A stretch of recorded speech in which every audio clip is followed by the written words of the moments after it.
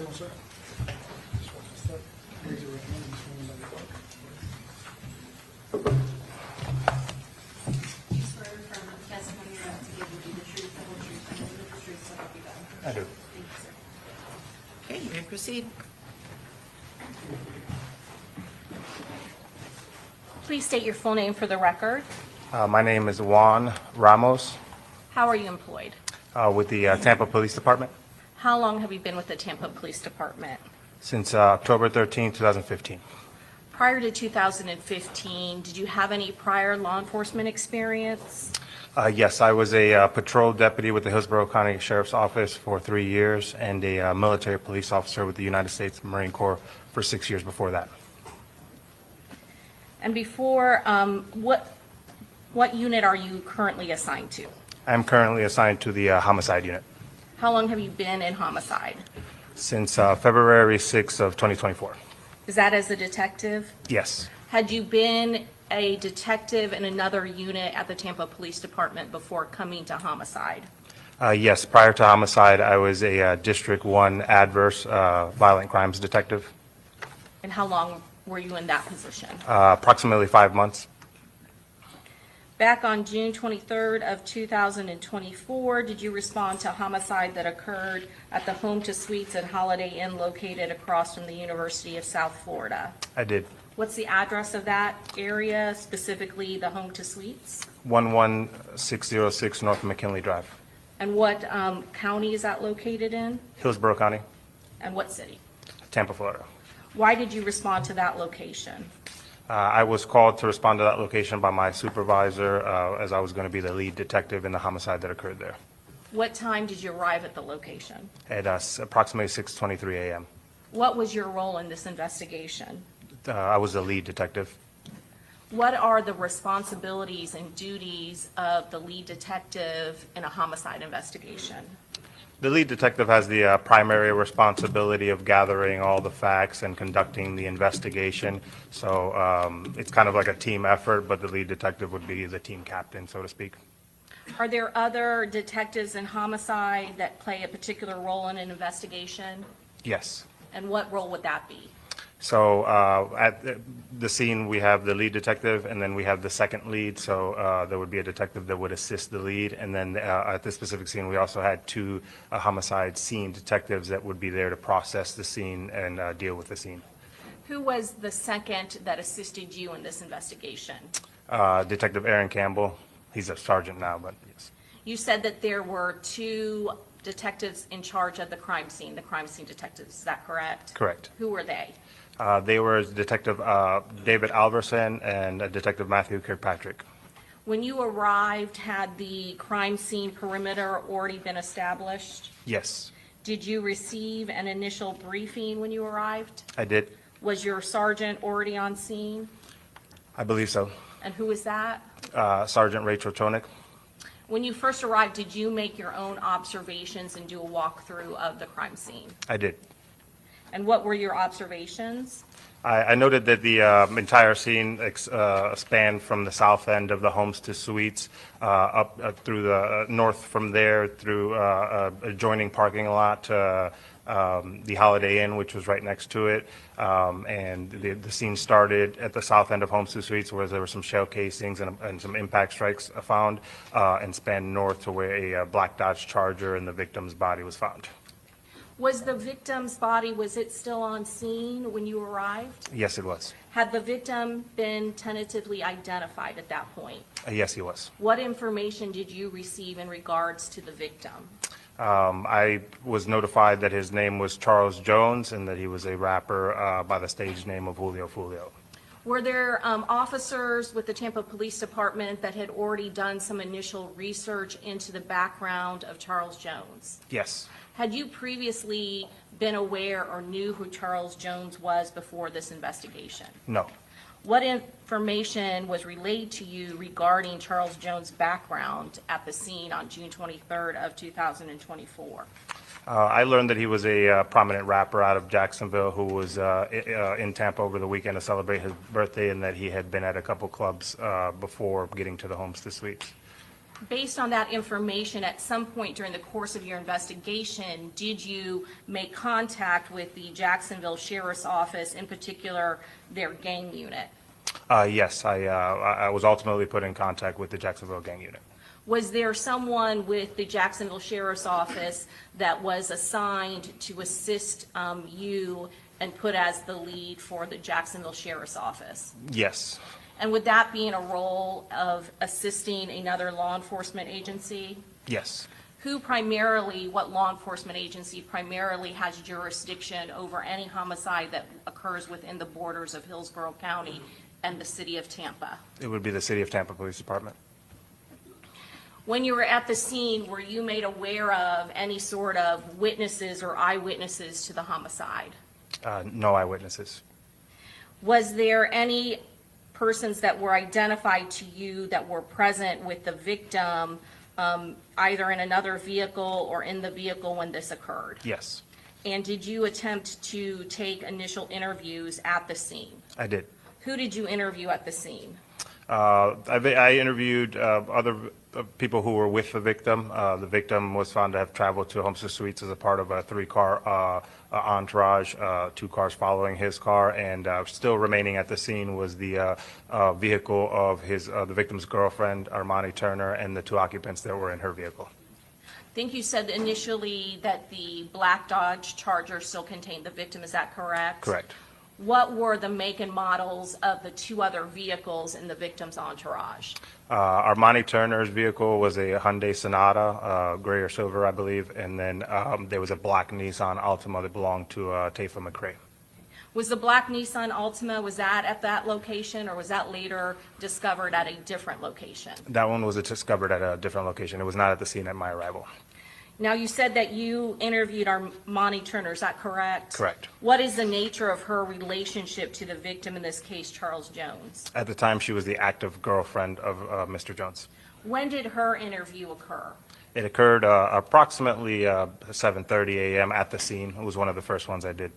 And when you say 7:30 a.m., are you saying June 23rd of 2024, going into the later morning hours? Correct.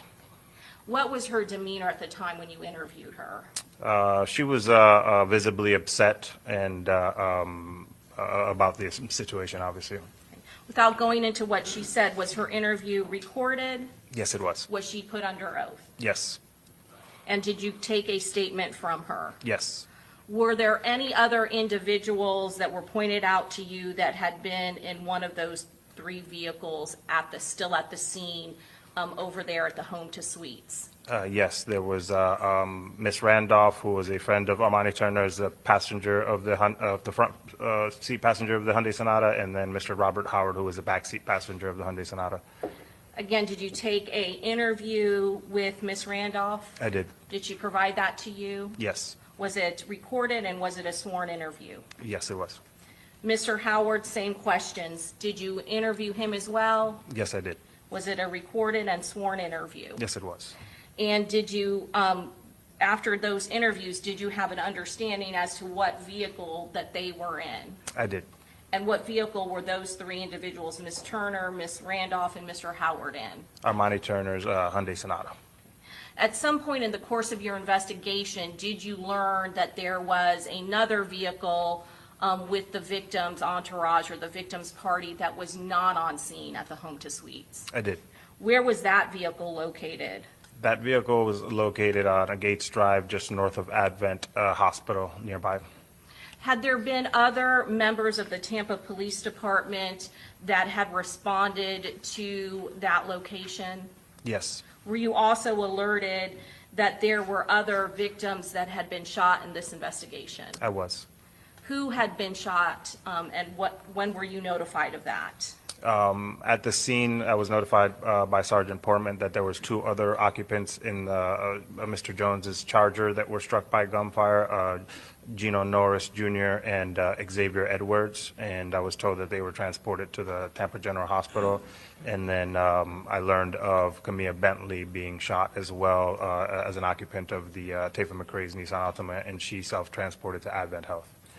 When you arrived on scene, had any of those other victims, Miss Bentley, Mr. Edwards, or Mr. Norris, were they still on scene, or had they already been removed or left? Removed or left. They were not there. Going back to your briefing, at some point, did you make contact with Officer Bernard DeJesus? I did. And did you get any information with him concerning Jacksonville and the victims, where the victims were primarily from? Yes. Did you also get additional information specifically about his background and any sort of connection with the gang? I did. Can you tell us what you learned at that point? Yes, I learned that the victim was a prominent rapper from Jacksonville and that he was associated with or a member of a gang called 6 Block, and that they had some rivals, ATK, NHG, and 1200, and that it was possible that some rivals had traveled down to Tampa and participated in this. Did you get any information regarding what his known stage name was or what was his rapper name? Yes, it was Julio Fulio. Did you get any information as to what it was that he was doing in town? He was celebrating his birthday, and also he had a paid performance at a club, Teasers on Nebraska. During your investigation, did you yourself look at Charles Jones' Instagram account? I did. Did you find any sort of advertisements where he was advertising that he would be in Tampa appearing at Teasers or Truth 18? I did. When were those advertisements posted in relation to June 23rd of 2024? Is that something you can discern by looking at his Instagram? Yes, the earliest posting that I found on his Instagram was from approximately June 14th, 8 days before he had to be in Tampa, and it was a flyer advertising that he would be at Teasers Club in Tampa, Florida. Did it also alert individuals who would see that advertisement on Instagram the date that he would be in Tampa at Teasers? Yes. And what was that date? That was going to be June 22nd.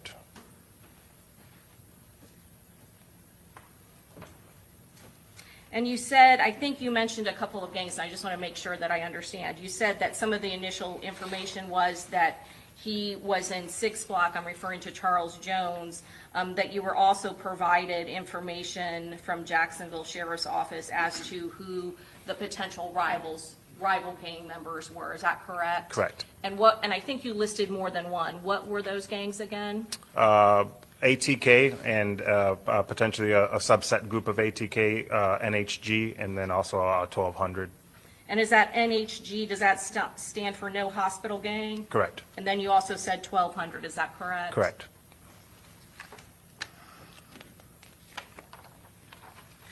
Now, I want to ask you again about the victims that survived, starting with Gino Norris. At some point, were you made aware of where they were transported to? Yes, I was notified that Gino Norris and Xavier Edwards were transported to the Tampa General Hospital. Did you yourself go to the Tampa General Hospital? I did. Did you attempt to take interviews with Gino Norris and Xavier Edwards? I did. Did you interview Gino Norris? I did. What sort of injuries did he have? He had a gunshot wound to his upper right arm. Were you able to do a interview with Xavier Edwards? No. Why not? He was in surgery at the time that we were there.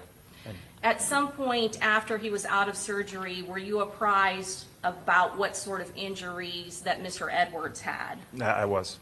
What injuries did Mr. Edwards have? He also sustained a gunshot wound to his right upper arm and some grazed wounds to the right side of his head. Did you also go to Advent Hospital to interview Camilla Bentley? I did.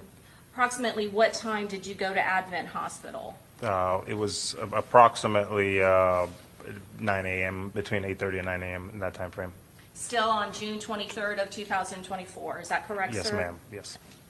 Were you able to interview Miss Bentley? No. Why not? She had checked out against medical advice and left the hospital prior to my arrival there. At some point later in time, did you attempt to take a sworn recorded interview of Ms. Bentley? I tried to make contact with her. I didn't. I wasn't Were you able to. ever able to? No. Tafa McCray, are you aware who that individual is? Yes. How did you become aware of Mr. McCray?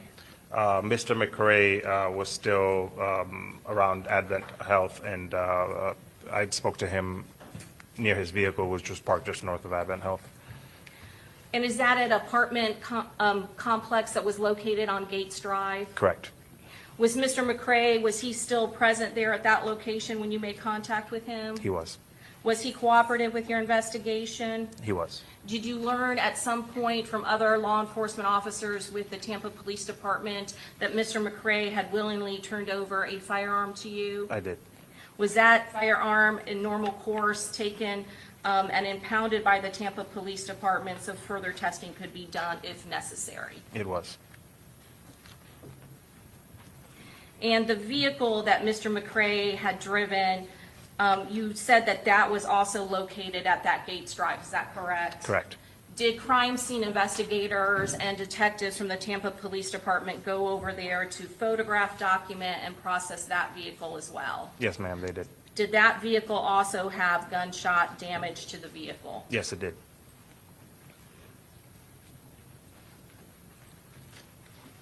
I'm going to ask you about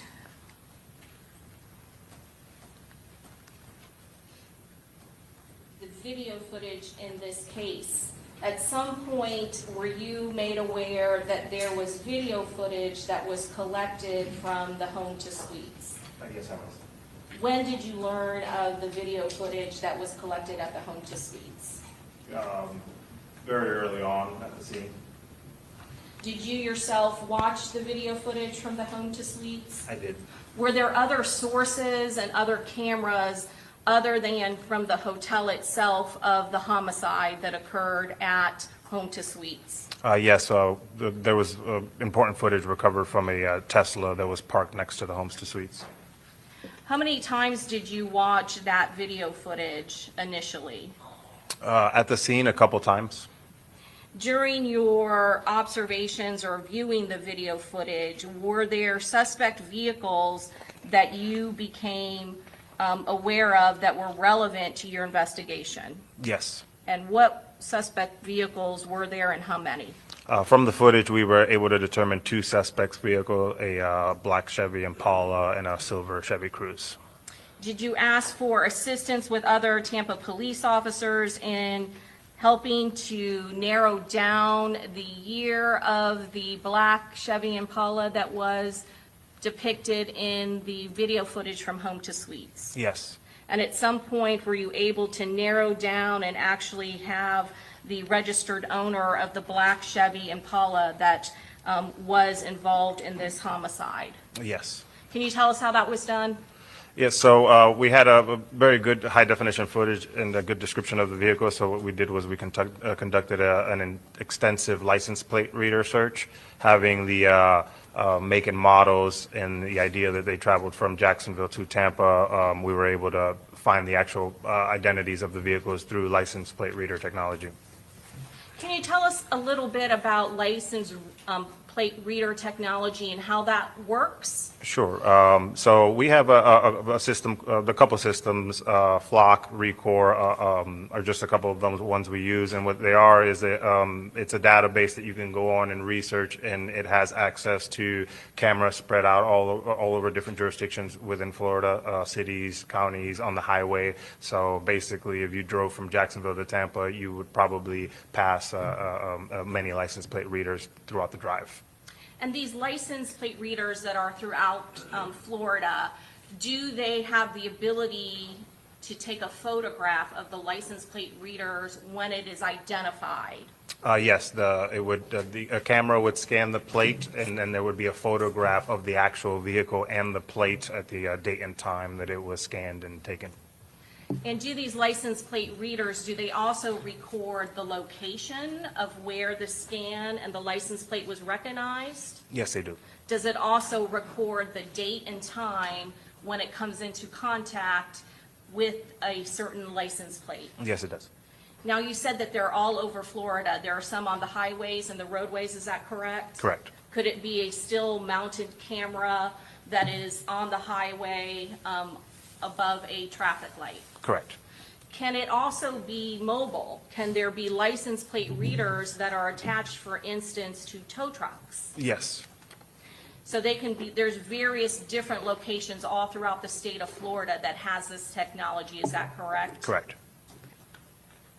And so when you narrowed down the black Chevy Impala, did you have assistance from other fellow officers from the Tampa Police Department, including Detective Skull, as well as one of your civilian investigators who were able to track down and narrow it down to 3 tag numbers for that make and model of a black Chevy Impala? Correct.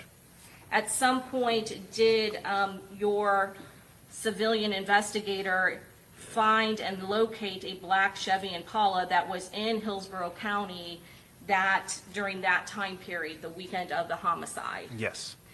What was that tag number, do you remember? 68DLWD. Who was it registered to? It was registered to Damali Lyle out of Jacksonville, Florida. During the course of your investigation, did you learn who Damali Lyle is related to in relation to one of the co-defendants in this homicide? Yes, Damali Lyle is the mother of co-defendant Sean Gaithright. And where does Damali Lyle live? 13751 Victoria Lakes Drive, Jacksonville, Florida. Located in Duval County? Correct.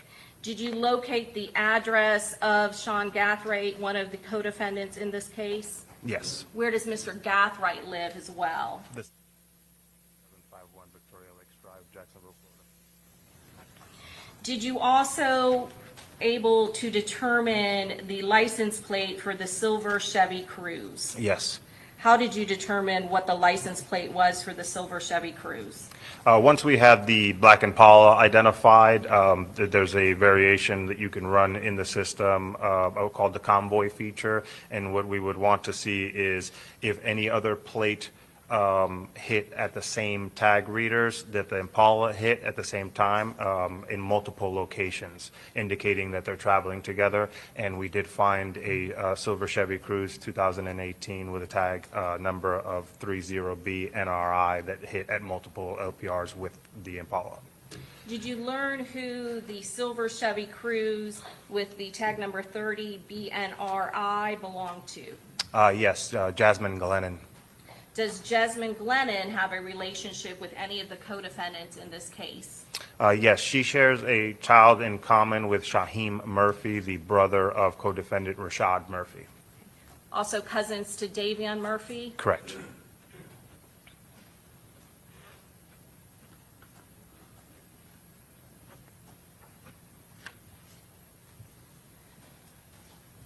Your Honor, at this time, the state would introduce into evidence State's Exhibit 80, 81, 82, and 46A, B, and C.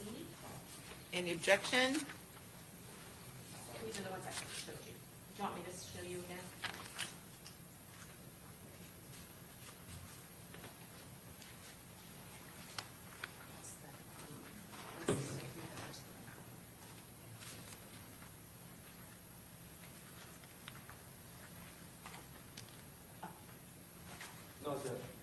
Okay, admitted. So Detective, I think that you mentioned a couple of different companies. One was Vigilant, is that correct? Flock, Recore, and Vigilant is one of them as well, yes. And did you utilize cameras from Florida from all 3 of those companies? Yes. I'm going to show you State's Exhibit number 80.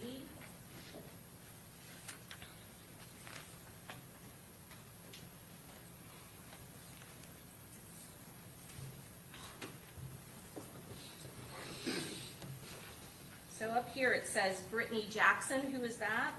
She is one of our civilian crime analysts for homicide at the city of Tampa. And I want you to kind of go through and explain what is depicted on this investigative summary. So what do we have here, over here in the upper left-hand corner? That would be a picture of the entire vehicle of the plate that the camera's focused on. And then the center picture, That is a picture of the plate that the camera's focused on. and these two photographs, that's actually the photograph being taken by the license plate reader, is that correct? Yes, ma'am, correct. And then what is this third picture over here to the right of the license plate? That is a Google Maps sort of satellite image of where that camera is located. And then can you explain exactly what is also captured, some of the details that the license plate detection captures and records when these photographs are taken? Yes, so here you would have the date and time of the capture, and then the organization whose that camera is up for, the case number that was input when we searched, and then the device name, which also has its location, 301 CR 225 Lottie. And that would be its physical address, is that correct? Correct. Does it also give additional information with regards to the device location? Yes, the Latin longitude there, where your finger's at. Okay. And then the nearest address, that would be a physical mailing address, is that correct? Correct. And all of this corresponds to the mapping that is done, is that correct? Yes. And so you got license plate readers hits within Hillsborough County that occurred on June 22nd of 2024 for this black Chevy Impala, is that correct? Correct. And I'm sorry, can you again say what the time was on June 22nd?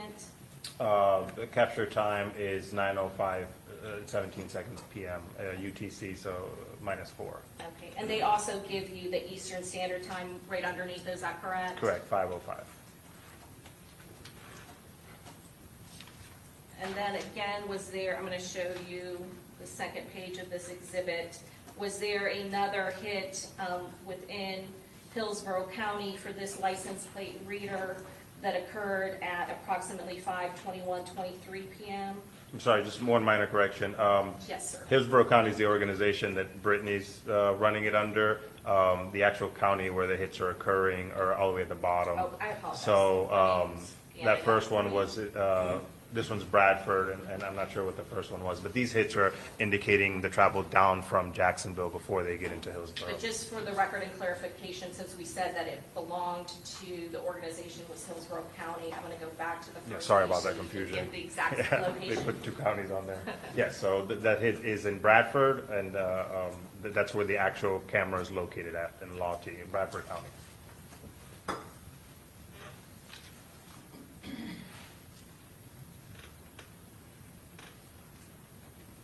And then again, the black Chevy Impala, where is it located at this time? So if you scroll, yeah, so this one is maintained by Florida Highway Patrol, and this one's actually in Tampa, Florida. So the north end of Tampa. And for the record, can you give the time and date of when it actually is in Tampa, Florida? Yes, the Eastern Standard Time was 7:39 PM on June 22nd, 2024. And were there many hits that you got on this vehicle between the dates of June 22nd going into June 28th? I'm Yeah. sorry, June 26th. Correct. I'm going to show you one more, just jumping ahead to June 23rd. What is the date and time of this? This one is 4:25 PM on June 23rd, 2024, out of Polk County. And is this time frame? Is this after the homicide occurred? Correct. This is approximately 12 hours after the homicide. And where does Mr. Gathright, Sean Gathwright's grandmother live? In Auburndale in Polk County? And is this hit in Auburndale? Yes.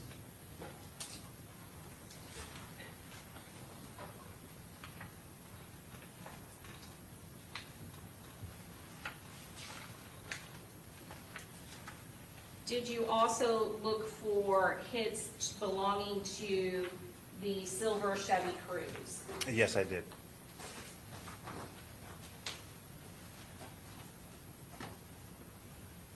And at some point in your investigation, did you look for points where both of those vehicles were in tandem when they were hitting near the license plate readers close in time? Yes, I did. I found 4 separate license plate reader hits where they were traveled within 1 minute apart from each other.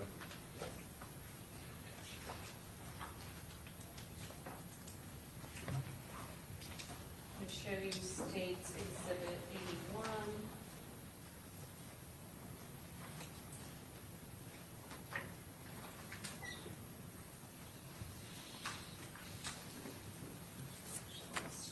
I'm going to go to 82, strike that. I'm going to show you States Exhibit 82. Can you tell us what is being depicted in this photograph? I'm sorry, license plate report. Yes, this one's from the RECORE system, and it's depicting the Silver Cruise hitting within cameras specifically that we have in the city of Tampa. Okay, can you give us the time and the location of where it's hitting?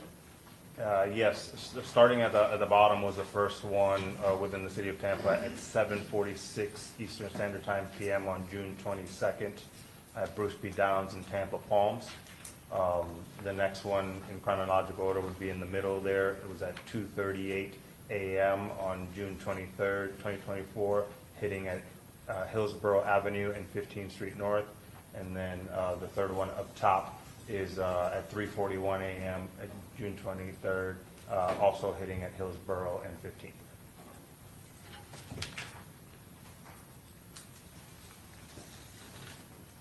And the second page of this exhibit? Yeah, this is another license plate reader hit for the 2018 Silver Chevy Cruise at within Tampa, Bruce B. Downs in Tampa Palms. And then does it also give you the longitude and latitude? Yes, it does. Going back when it is on Bruce B. Downs, what is the exact time that it is hitting off of the Bruce B. Downs camera? 7:46 p.m., June 22nd, 2021. Now I want to show you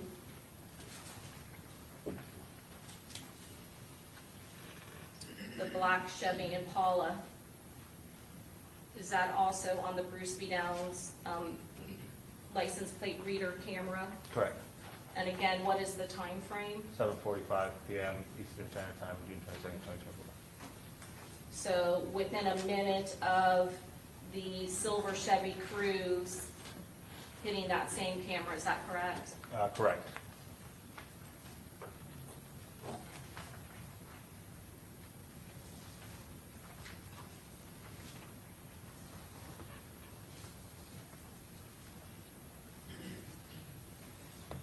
Did you prepare maps that coordinated and showed the kind of progression of these two vehicles utilizing the license plate readers? Yes.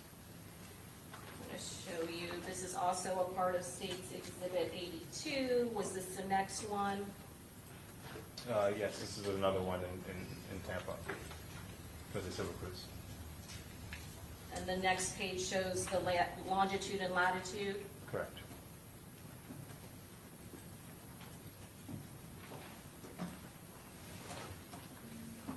And then what's this a photograph of? Oh,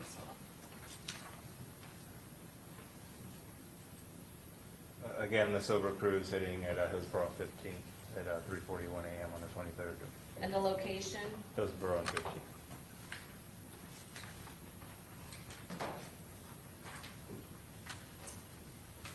And then what is this a photograph of?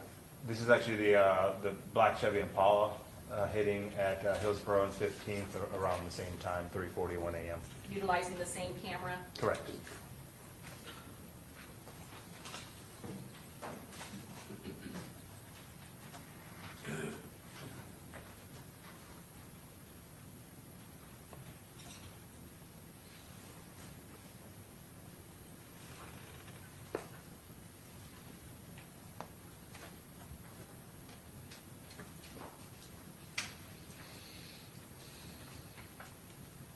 And did you also utilize license plate readers from Vigilant? Yes. I'm going to show you States Exhibit 81.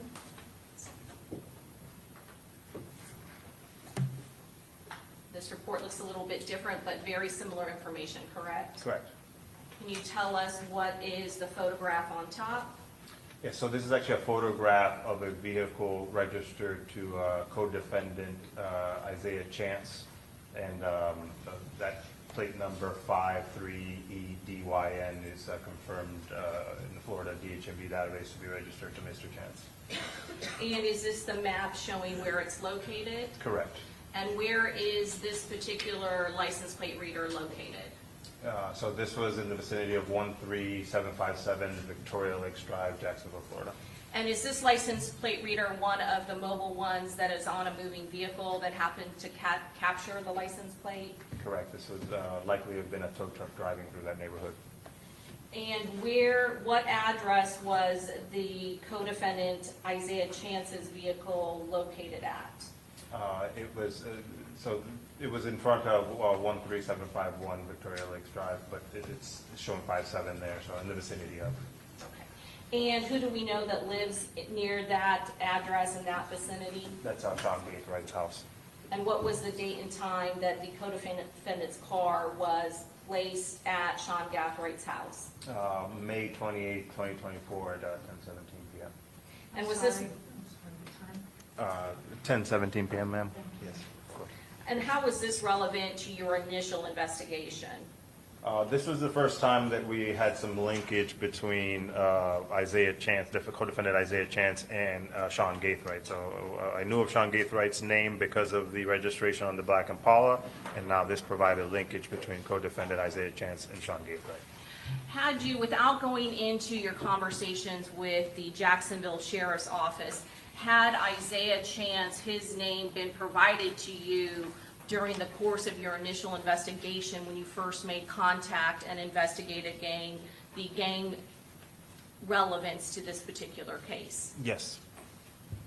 So that was a name that you were familiar with when you had this hit on your license plate reader? Yes.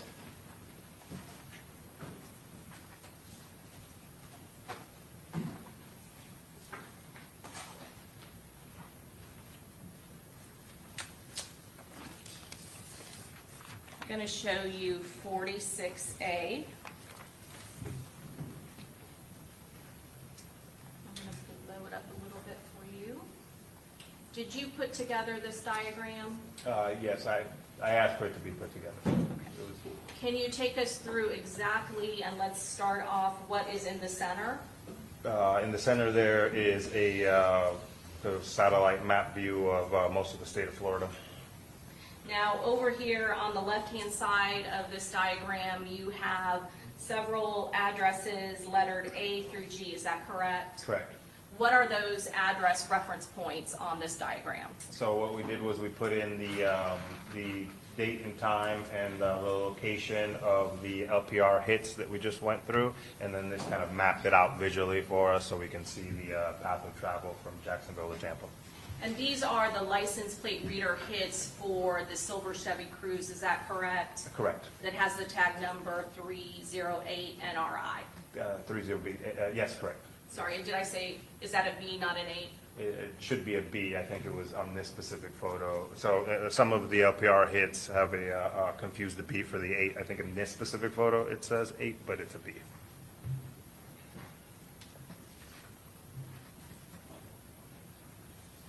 And then 46B.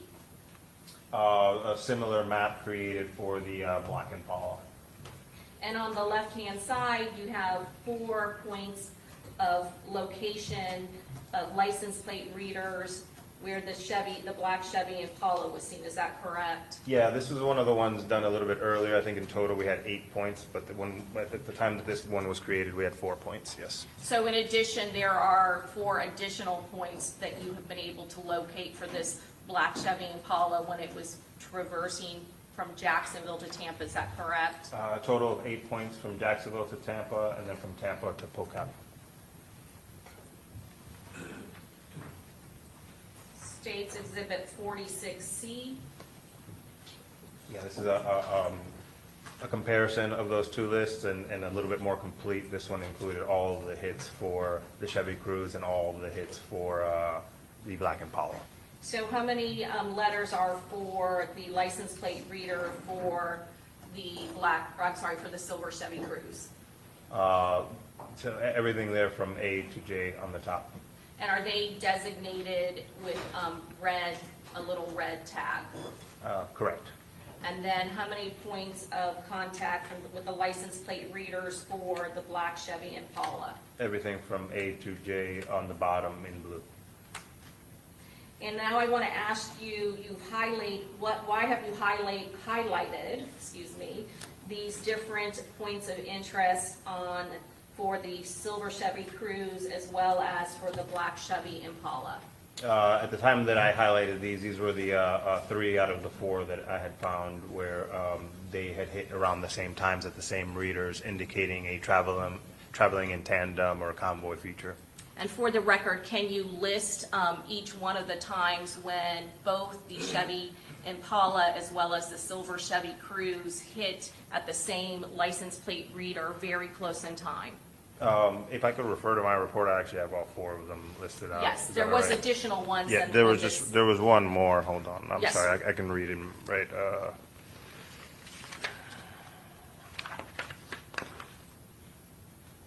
Yeah, so the 4 that they traveled close in time was westbound on Highway 326 at Northwest Gameville Road within the same minute at 18:09 hours, so 6:09 p.m. on 6/22/24. Is that letter B for the black Chevy Impala and letter E for the silver Chevy? Correct. And then the second one that I have was southbound on I-75, 275 within the same minute at 7:39 p.m. on 6/22/2024. Okay. That would have been F for the Cruze and C for the Impala. So more specifically off of Tampa Palms Boulevard, is that correct? Correct. Okay. And then the third one? Southbound on Bruce B. Downs and Tampa Palms Boulevard. I'm sorry. So the I-75 and 275 is a separate one from the Tampa Palms. That was a separate one? Yes. I apologize. Okay. And then I have Bruce B. Downs, Tampa Palms, 1945 to 1947 on 6/22. That's F and C. And then I've got Hillsborough and 15th at 3:42 a.m. on 6/23/24. Can you point out on the map, the one when it's coming on the interstate that is not designated on this particular diagram, 42C? Yeah, so that one was at I'm sorry, 46C. I-75 and 275, so that would have been just the north end of Tampa. So coming into Tampa where I-75 and 275 meet.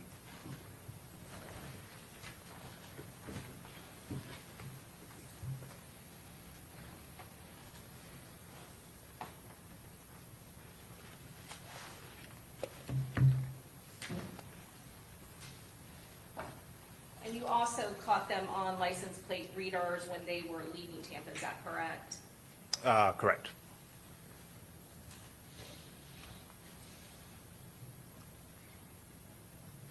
Now, you said you had previously heard of Isaiah Chance. Were you aware of or made aware of any sort of gang nicknames or stage names or rapper names that he had? Yes, specifically Gutta Zay. And what about Gutta Man? Gutta Man as well, yes. Where was he from? Jacksonville. I want to jump forward a little bit at this point in your direct examination.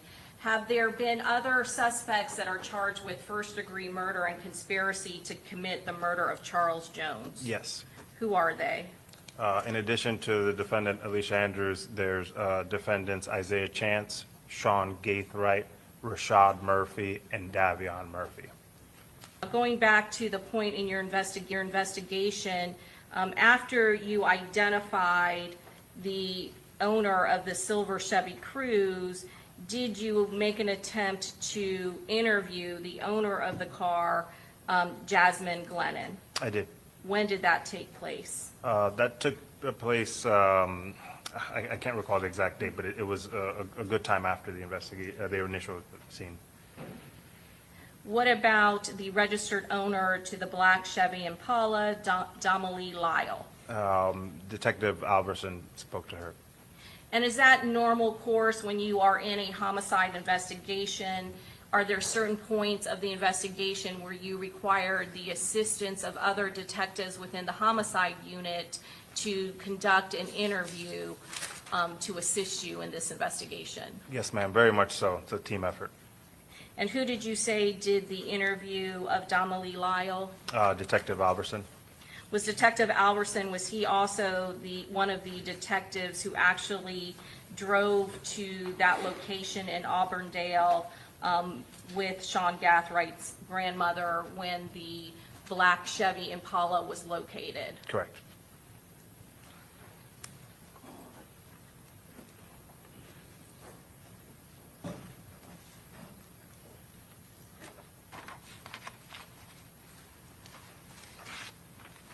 After you determined the tag numbers of both vehicles, what did you do with that information? Those vehicles were entered into FCIC, NCIC, so the Florida and the national database as felony wanted vehicles. So does that go out throughout the state of Florida And the nation, yes. and beyond? Is that Yes, correct? So correct. Georgia would have been aware and alerted that you were looking for both a silver Chevy Cruze as well as a black Chevy Impala with the license tag registration information. Is that correct? Correct, yes, ma'am. Would they also have been aware of make, model, and potentially have photographs of the vehicles? Yes, they would have all the relevant identifying information to the vehicle. At some point in your investigation, were you alerted that the silver Chevy Cruze had been located? Yes, I was. Where was it located? That vehicle was located in Gwinnett County, Georgia. And when did that happen? That happened on June 26, approximately between 5 a.m. and 6 a.m. June 26th of 2024? 24, yes, ma'am. So 3 days after the homicide had occurred, is that correct? Yes, ma'am. How did you find out that the silver Chevy Cruze was located? I received a phone call from Lieutenant Christopher Cheek of the Gwinnett County Police Department, who informed me that he had located the vehicle. Did you respond to Gwinnett County? Yes, after the vehicle was taken into custody, I traveled up to Gwinnett County. Did anybody respond with you? Yes, the second lead detective, Aaron Campbell. When an item of evidence is located outside of your jurisdiction in another state, do you have to seek the assistance of the local law enforcement agency where the item of evidence is located? Yes. Did you do this in this particular investigation? Yes, I was put in contact with specifically a homicide detective in Gwinnett County that assisted me. Did he assist you in obtaining a search warrant to seize and impound the black Chevy Impala? There was one in Polk County, and then specifically this Cruze in Gwinnett was... I apologize. I said that, we're still talking about the silver Chevy Cruze, and I said black Impala, forgive me. No, So going back to the silver Chevy Cruze, when you were in Gwinnett County, did you obtain assistance from Gwinnett County with their police officers to obtain a search warrant to seize and impound the silver Chevy Cruze? Yes, ma'am. Detective Angela Carter with the homicide unit in Gwinnett assisted me with the search warrants in Gwinnett. Part of that process, do you provide Detective Carter with the probable cause, the basis for the search warrant in order to be able to search and seize that vehicle? Correct. I would provide the probable cause, and then she would draft something called a co-affiant search warrant to present to a judge or magistrate in her jurisdiction. And did you obtain authorization from a judge to be able to impound and search that vehicle? Yes. Were photographs provided and taken by, with the assistance of the Gwinnett County Sheriff's Department, of the silver Chevy Cruze? Correct. Did you make contact with a person by the name of Rashad Murphy? I did. Why did you make contact with Rashad Murphy? I learned from Gwinnett that he was taken into custody for a resisting charge, and he was still in custody when I got there, so I attempted to interview him in relation to this offense here in Tampa. And I'm going to show you what's been marked for identification, States Exhibit 37A and 37B. Do you recognize both of these? items of evidence? Yes, I do. And do those photographs, do they fairly and accurately depict Rashad Murphy? Yes, they do. Your Honor, at this time, we'd introduce into evidence States Exhibit 37A and 37B. Any objection? No objection.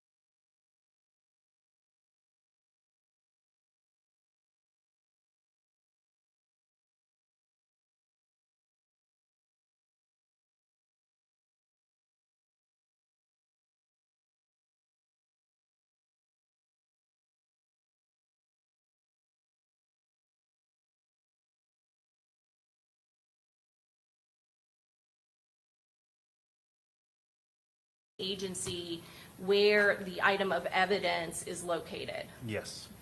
Did you do this in this particular investigation? Yes, I was put in contact with specifically a homicide detective in Gwinnett County that assisted me. Did he assist you in obtaining a search warrant to seize and impound the black Chevy Impala? There was one in Polk County, and then specifically this cruise in Gwinnett was... I apologize, I said that, we're still talking about the silver Chevy.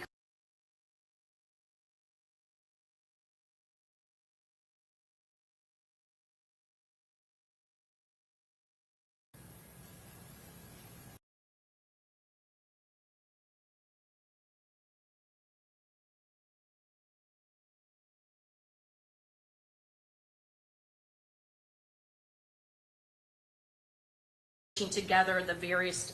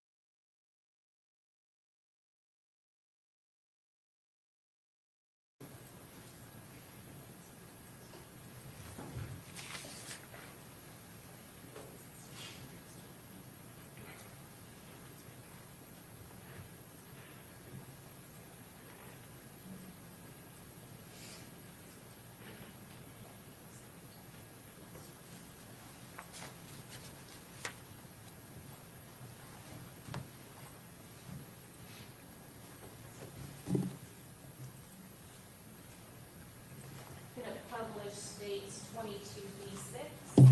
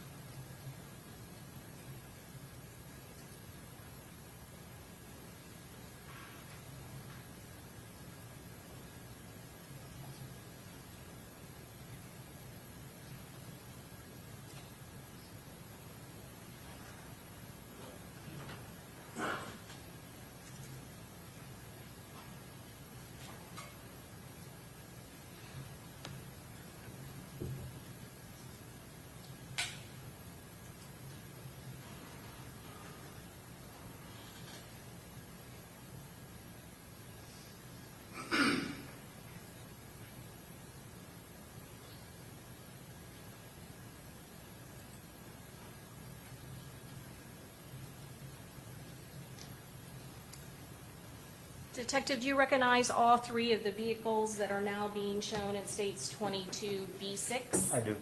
And can you point out who is in that black Nissan Altima that is at the top of the screen? The black Nissan Altima has a Tafa McRae, Aaliyah Albritton, and Camilla Bentley in it. You yourself interviewed Mr. Tafa McRae, is that correct? I did. Did you also eventually get an interview with Aaliyah Albritton, the lady who is depicted in the pink? Correct.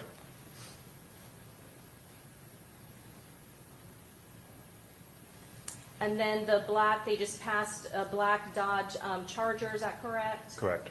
And can you see who is seated in the passenger side of that vehicle?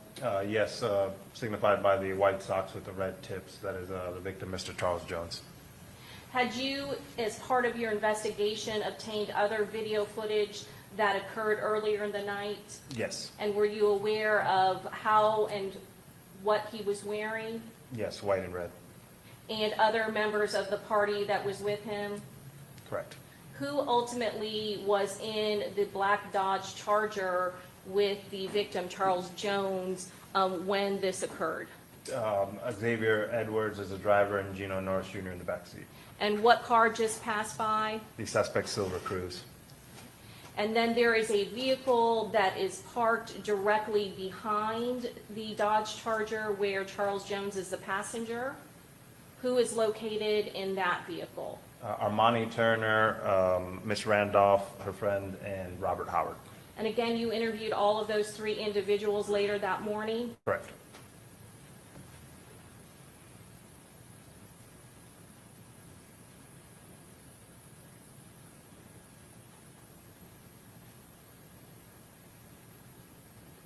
What's going on at this point in the video? The Cruz has now turned around and is headed back out the way it came in. And in any video footage, including this one, the Tesla and the surrounding cameras, had any, prior to that happening, anybody gotten out of that black Chevy Impala?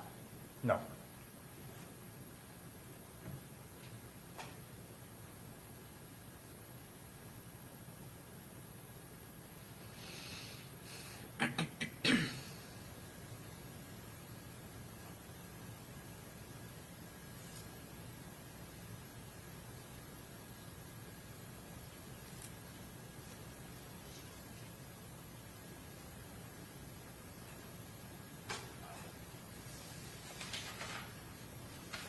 This first shooter, what sort of firearm did he have? He had a pistol that was firing at a fully automatic rate.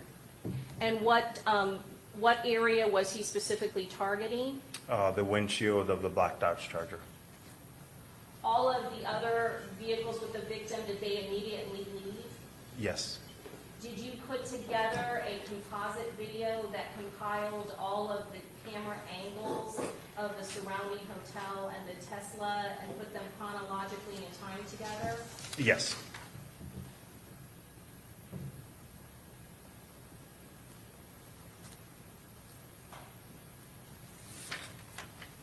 I'm going to publish 22A.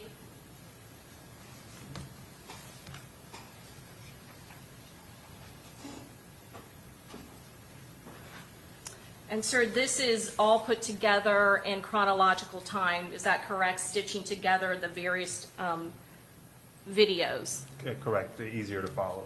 And what is being shown right there, what that car just passed? That's the Impala arriving into the Homestead Suites parking lot. And are you showing the path of travel of that black Chevy Impala? Correct. Driving northbound through the parking lot. And again, it has not passed in front of those victims' vehicles, is that correct? Correct.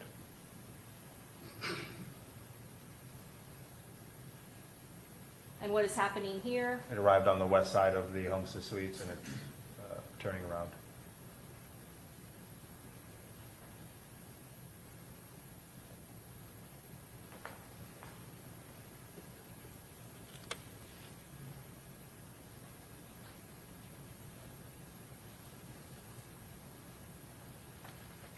And is it now parking in that space that you had designated in States Exhibit 45 by that red rectangle? It stages until the cruise arrives, and then once the cruise arrives, it starts to park, yes. And that is the cruise passing again right in front of the victim's vehicle? Correct. And where is the black Chevy Impala at this point? The Impala is passing in front of the Tesla with the cruise right behind it.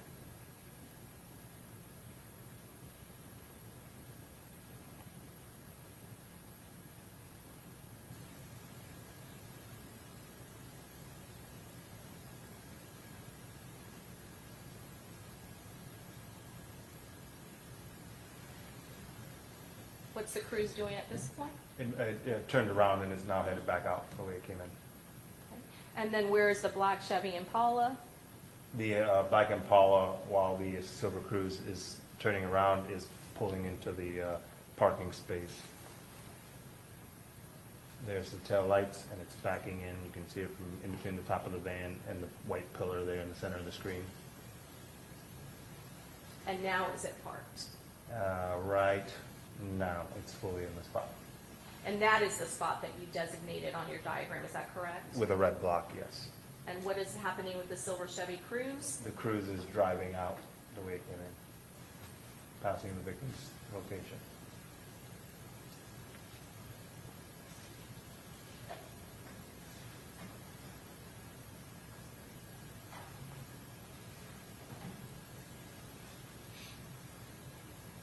What are you capturing now in this video footage? The three shooters came out of the Impala and are walking towards the victim's position.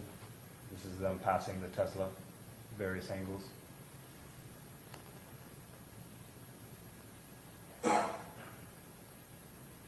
Did you see the person with the handgun? Yes, bottom right of the screen.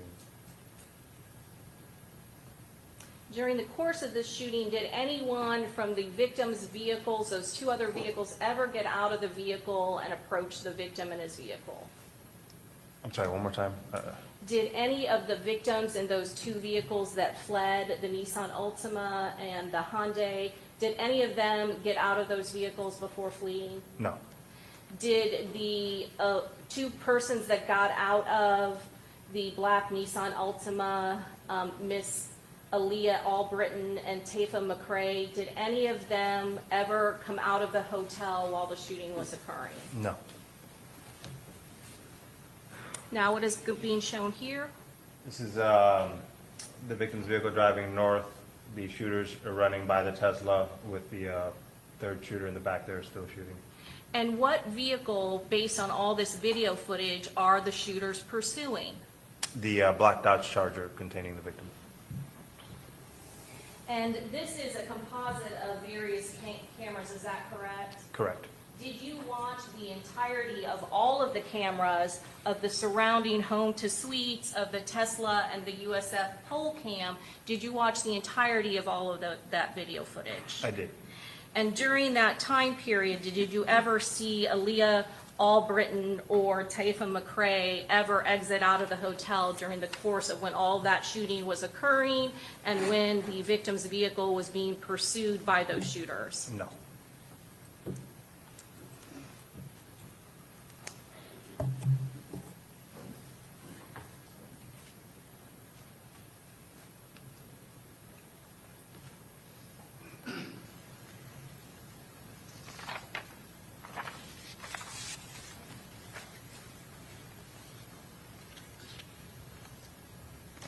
At some point, did you have other detectives in the homicide department locate video footage from where the victims were earlier in the night? Yes. You said that you had conducted interviews of Miss Armani Turner, is that correct? Correct. Robert Howard, Correct.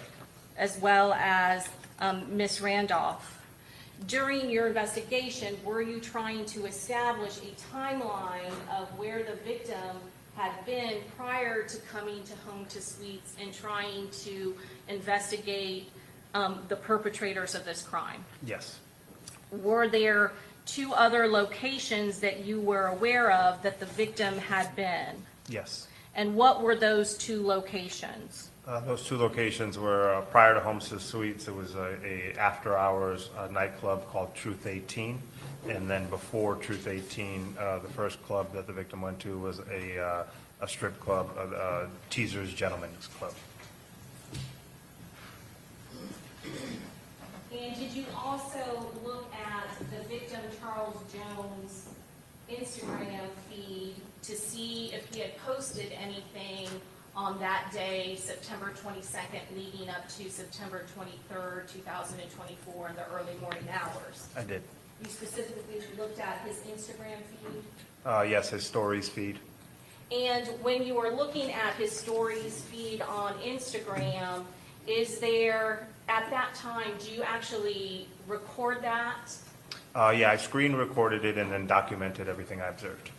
Why did you screen record it? Because the stories feeds on Instagram, they basically delete after 24 hours, so I was afraid that if I didn't memorialize them, within 24 hours they would be lost. I'm going to show you what's been already introduced into evidence, states 95A, I think.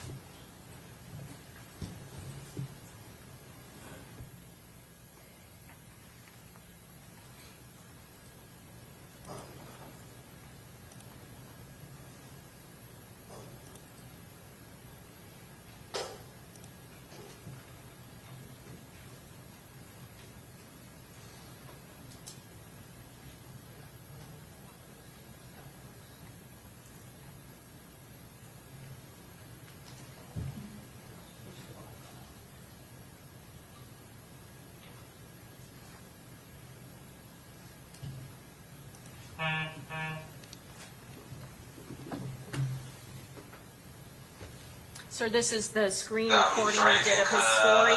Correct. Drink,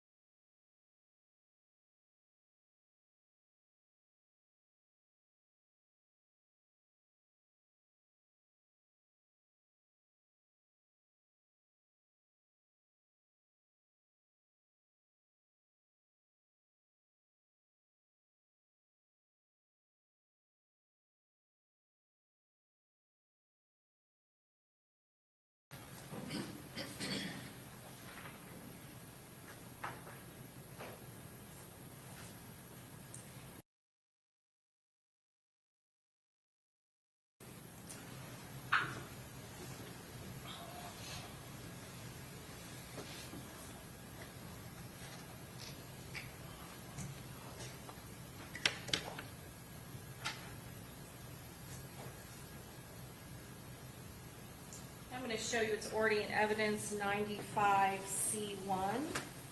You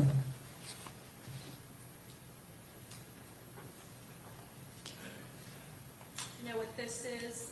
Yes, that was the first flyer on, the victim posted on his Instagram for advertising the performance at Teasers in Tampa. Does it give a date and time when he's going to be there? Yes, on the top left, June 22nd, and top right time, 8 p.m. to 3 a.m. Then I'm going to show you State's Exhibit 95-2C. What is this? This is a second flyer that the victim posted off of his Instagram advertising the same event. Also has Teasers listed there. Okay. And is the date again listed on that when he's going to be there? Correct, June 22nd. Does it also list that it's going to be his birthday on that day? Yes.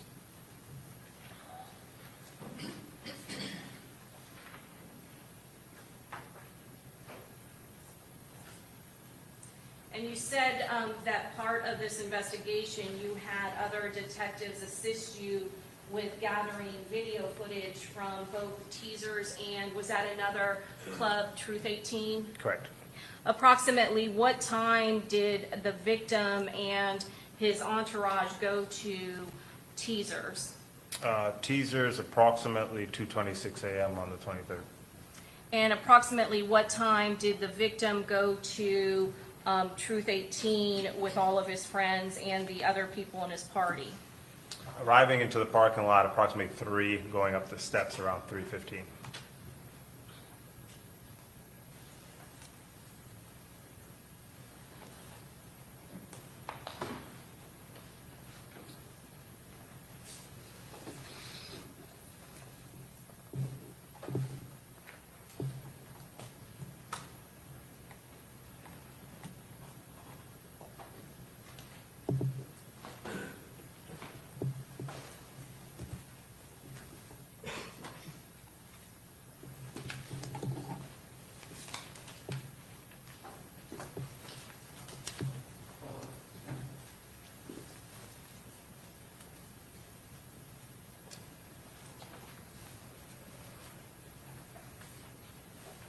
Your Honor, may we approach? Yes?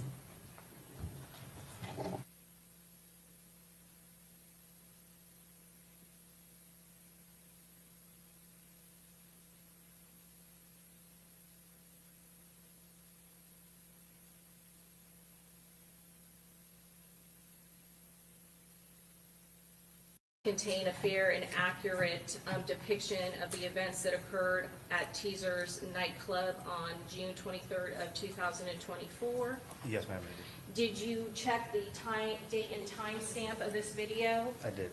Did it have an accurate time stamp? No, I did not. How much was the video off from the real time? 7 minutes and 23 seconds. And how did you determine that it was off 7 minutes and how many seconds, sir? 23. 23 seconds. How did you determine that? I personally pulled this video myself, so it would be, I would go on time.gov on one of my devices and compare it to the live view timestamp to see the difference. Your Honor, at this time, we'd also introduce into evidence States Exhibit 41A through B. Any objection? Okay, admitted. I'm going to first show you States Exhibit 39. What is that a photograph of, or a map of? That is a satellite overhead view of Teasers Gentlemen's Club. And what is the address of Teasers Gentlemen Club? 9700 North Nebraska. That located here in Tampa, Florida, Correct. and what county? Hillsborough County.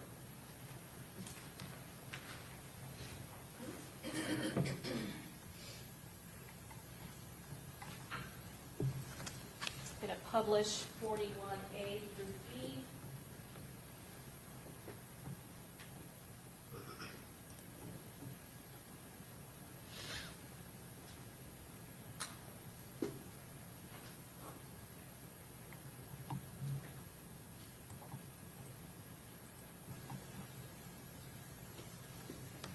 Let's start with 41A. Did you do a composite that merged two different cameras? Correct. And where are the cameras located at Teasers nightclub? They have two on the front, one on the west side of the building and one on the north side of the building that basically capture 3/4 of the building.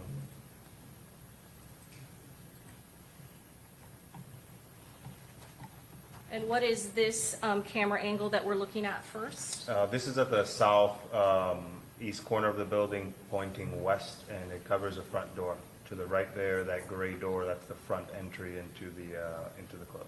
And what is the timestamp, and can you give us what the correct actual time would be? Yeah, timestamp's 2:16:50 right now, and it's 7 minutes and 23 seconds slow, so the correct time frame would be closer to 2:24, 2:25. What are we looking at now? This is the first time the Silver Cruise is seen on camera arriving in the area. I'm sorry, the second time the Silver Cruise is arriving into the area. Correct time would be 2:24, 2:25 as well.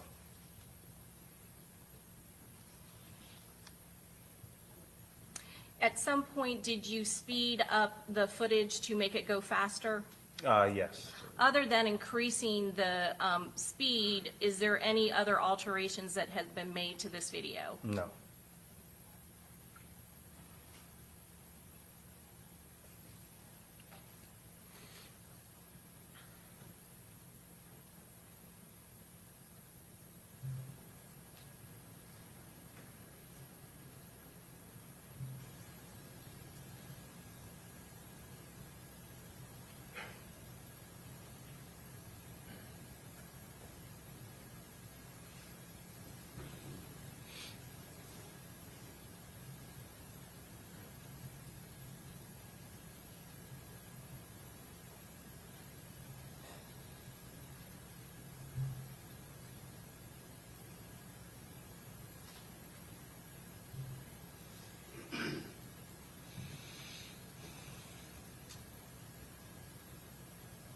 Detective Ramos, what's happening at this point in the video? Top right there from the Silver Cruise, we see defendant Isaiah Chance exit the driver's side, and co-defendant Alicia Andrews exit the front passenger seat, and they are now walking through the parking lot together.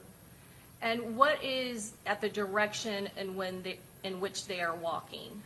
They are walking now southbound through the west side of the parking lot towards Castle Street, towards where the front would be. The front entrance to Teasers? Correct.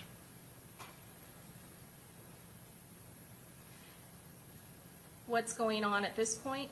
The co-defendant Isaiah Chance is manipulating a cellular device.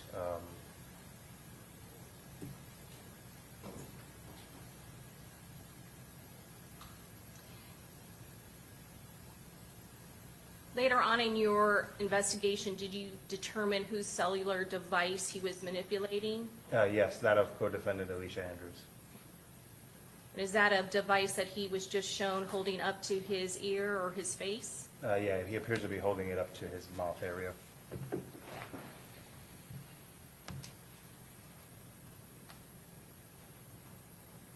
Again, are these snippets of video, are they chronologically in time? Yes. And in looking at this again at the front door to Teasers, where in relation to this video would be that back parking lot area? To the top center. So if you're looking past the gentleman in the blue hat, all these gentlemen where the speed limit sign is at, it says 25, that's the back parking lot area where the defendants are at. And do you see that there is security or bouncers that are manning the door? Yes. Okay. And at this point, can you see the victim in this particular video? Yes. What's he wearing? A red beanie hat, a white t-shirt, and red shorts being patted down right now. And being patted down by whom? The bouncer working the door. And again, this is snippets of video. Did you watch the entirety of video footage during this time period for all of these cameras? I did, yes, ma'am. What are we seeing now, and what time is it? This is after the victim enters. This is the defendants, Alicia Andrews and Isaiah Chance, walking back to the cruise. Going back to that camera showing the front door, did you ever see Alicia Andrews or Isaiah Chance ever come up to that front door in all of the video footage of the front door? No, they did not. Did you ever see the defendant Alicia Andrews and the defendant Isaiah Chance ever go up to any of those bouncers or men at that front door? No, they did not. Did they ever enter Teaser's nightclub that night, June 23rd of 2024, during this time period? No, they did not.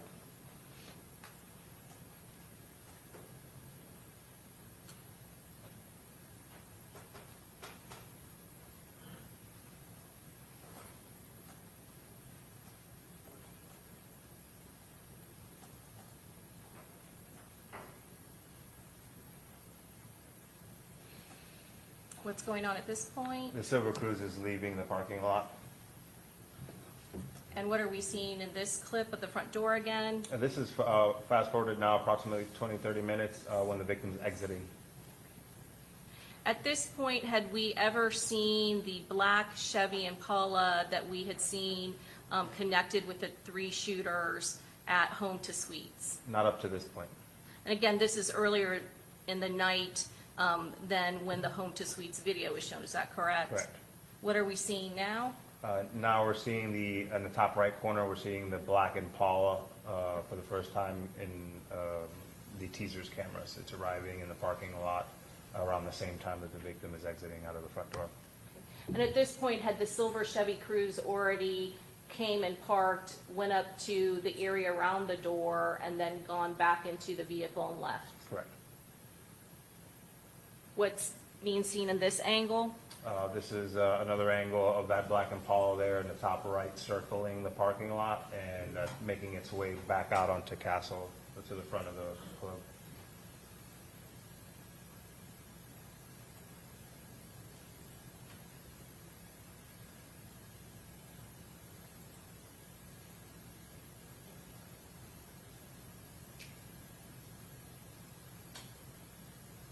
What can you see now? The black Impala is now traveling on Castle, and at this point it's stopped directly in front of the Charger.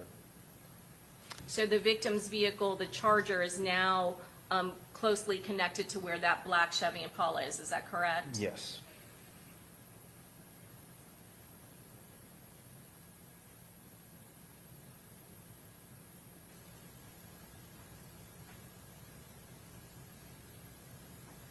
Did anybody from the black Chevy Impala ever get out at that point? No.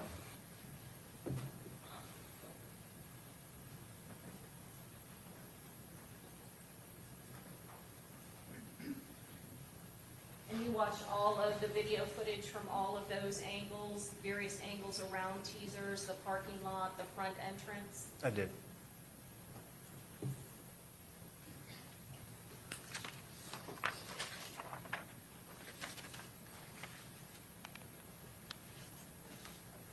I'm going to show you State's Exhibit number 40.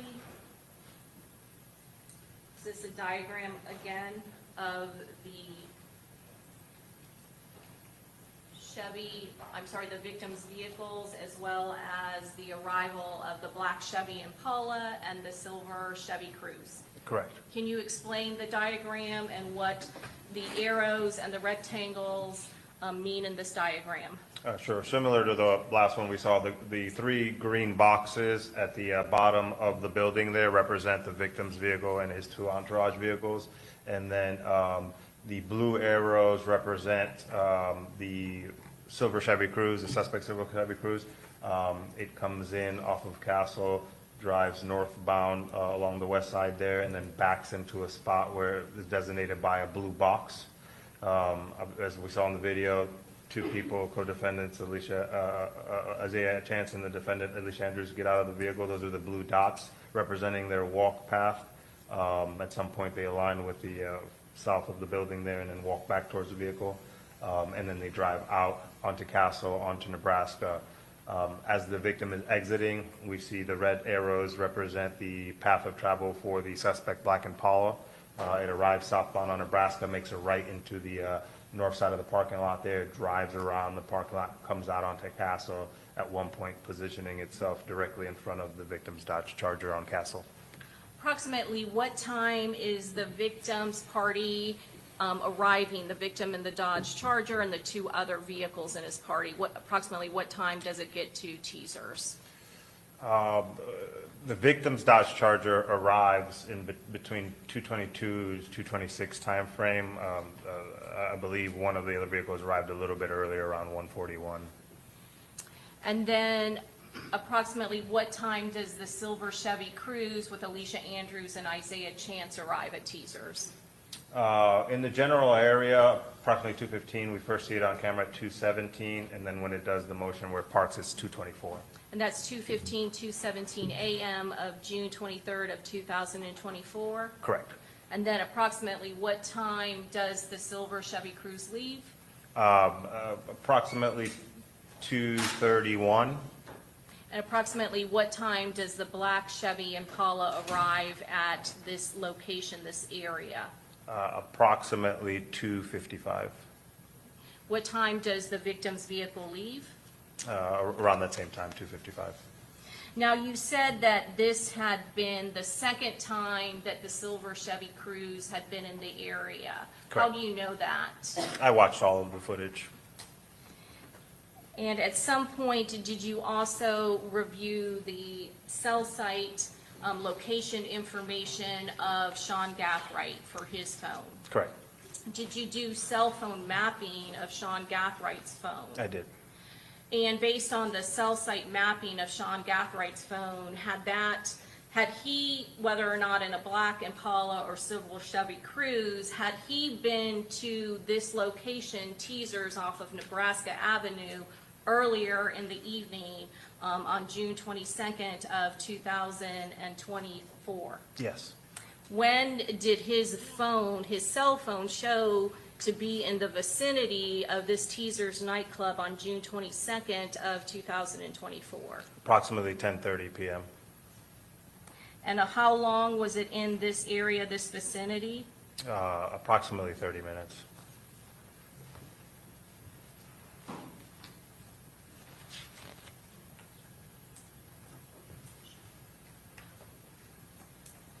I'm going to show you State's Exhibit 94C7.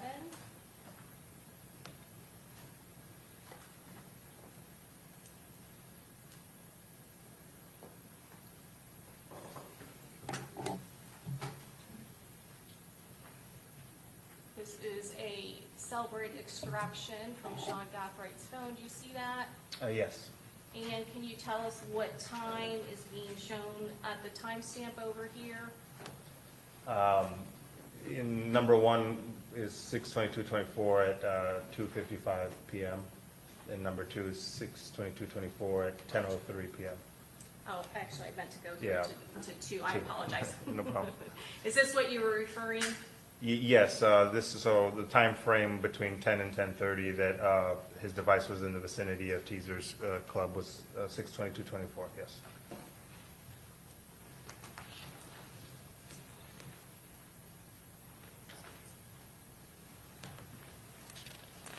And then did you also obtain or have other detectives obtain video footage from Truth 18? Correct.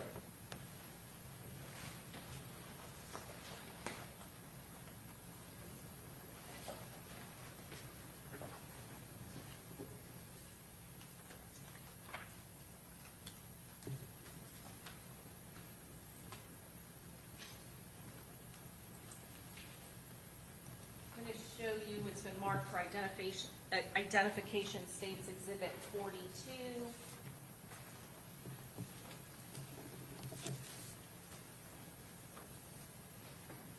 Do you recognize this? Yes. And is that a map that is containing Truth 18 and the location? Correct. I'm going to show you this diagram, States Exhibit 43. Is this a diagram that, again, where you diagram out the parties, including the arrival of the victim and the silver Chevy Cruze, as well as the black Chevy Impala? Correct. Your Honor, may we approach? Yes.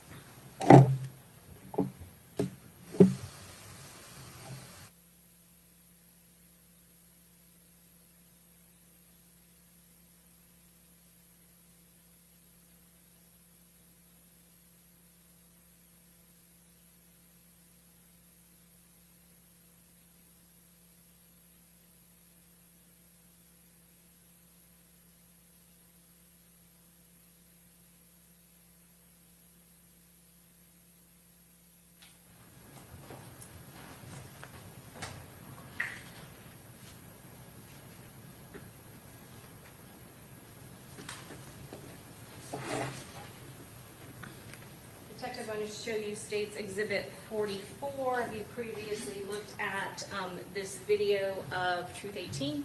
Yes. And was there detectives with your unit that were tasked with obtaining this video footage? Yes. And was Truth 18, was that located in a plaza that contained a hair salon and some other businesses? Correct.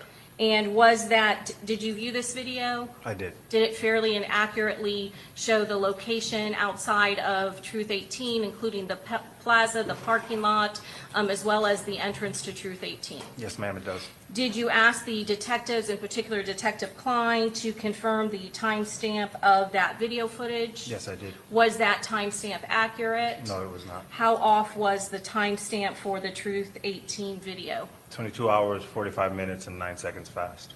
Your Honor, at this time, we'd introduce also into evidence State's Exhibit 44. Any objection? Okay, admitted. It's 44 is what she admitted. I'm assuming she's going to. Detective, what is located in State's Exhibit 42? This is a satellite overhead image of the Truth 18 Plaza on the south side of the road there, bottom left. What is the physical address of Truth 18? 4819 East Bush Boulevard. Is that located here in Tampa, Florida? It is. What county is it located in? Hillsborough. And can you tell us where is the entrance of, or where is Truth 18 located in this photo? If you want to point it out for us. Yeah, it's this two-story building there at the bottom left of the screen, signified by the red dot, and Truth 18 is on the second floor of that building. Okay. And do the cameras that are located in this strip plaza, does it show the parking lot to Truth 18 as well as the stairwell that leads up to where Truth 18, the entrance is on the second floor? Correct.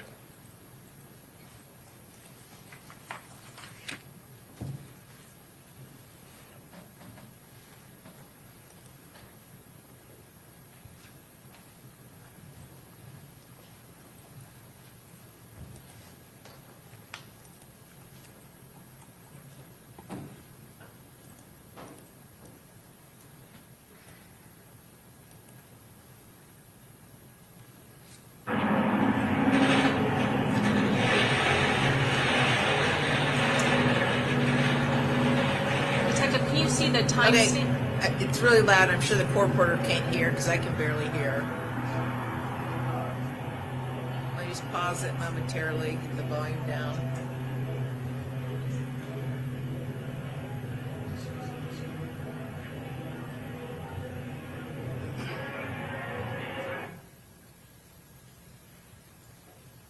Detective, can you tell us what's happening at this point? Yes, the victim's entourage had arrived to the parking lot, and they parked, and at this point, some of the entourage is loitering in the parking lot on the bottom of the screen there. Leo Albritton, Camille Bentley, two gentlemen off to the right. And can you tell where those vehicles are related to the victim's party? Yes, there is one on the north side of the screen on Ronnie Turner's Hyundai, and then the black Nissan Altima, and then the victim's Charger's off screen to the right. Slightly off screen, is that correct? Correct. Okay, and then what are we seeing here? We are seeing the victim and his entourage walking up the stairs up to the front of Truth 18 that's off to the right there. And approximately what time is it, converting the time to real time? This was approximately 3:27 a.m. And this is occurring after the victims had already been to Teaser's nightclub, is that correct? Correct. What's going on now? The victim is starting a live stream on his Instagram. And is that the Instagram video that we saw earlier? Yes.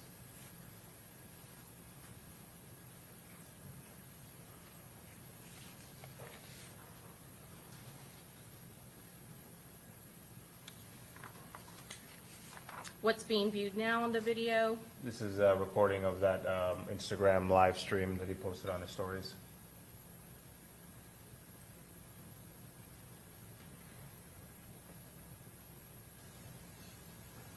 What are we seeing in this video? Silver Cruise, top left, arriving. And what can we see here? The Silver Cruise, the bottom wheelbase of it just made a right onto the street to the east of the Truth 18 Plaza. Now, again, in this video, did you increase the speed? Yes. And other than increasing the speed, is there any alterations that are being made? No. And can you still barely see the silver Chevy Cruze in the Yeah. top of the video? Yes, right in the top. It's trying to park and just now went off view. Okay, what can we see now? This is defendant Alicia Andrews and co-defendant Isaiah Chance walking from the top right through the parking lot. And where is the victim's party at this point? They are inside or at the top of the landing. And again, did you watch all of the video footage and angles that were in this strip plaza as well as the door leading up to Truth 18? Correct. Did the defendant, Alicia Andrews or Isaiah Chance, ever go up those stairs and enter into Truth 18 that night? No, they did not.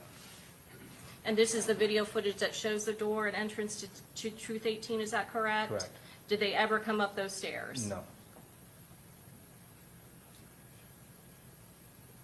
What's going on at this point? At this point, the victim and his entourage are leaving Truth 18.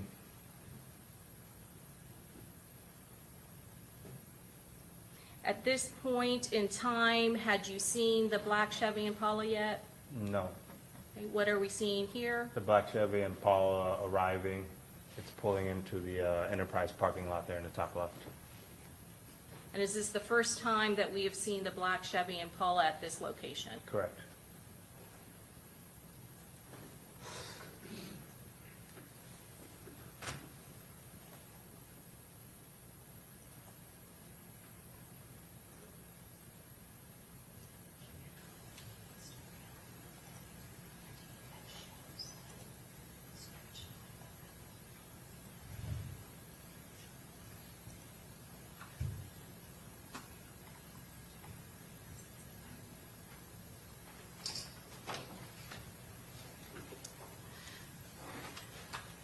Detective, can you still see where the black Chevy Impala is at this point? Yeah, just backed out of a spot and it's now driving out onto a bush. Shooting across and northbound on that street. And where is Truth 18 in relation to this camera angle? Top right off the screen. And what can we see now? The black Impala has returned and is now at the stop sign facing southbound. And is that in the upper right-hand corner of the screen? Correct.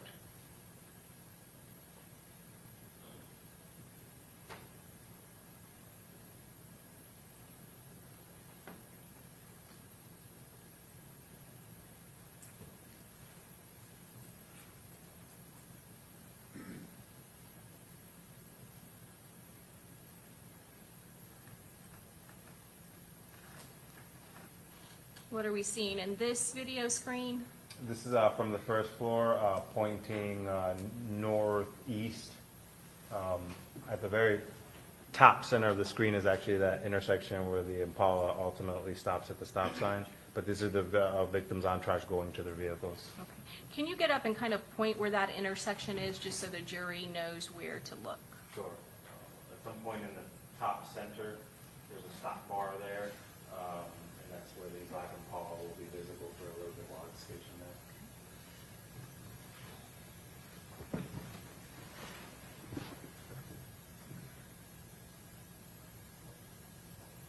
There's the Impala, top center.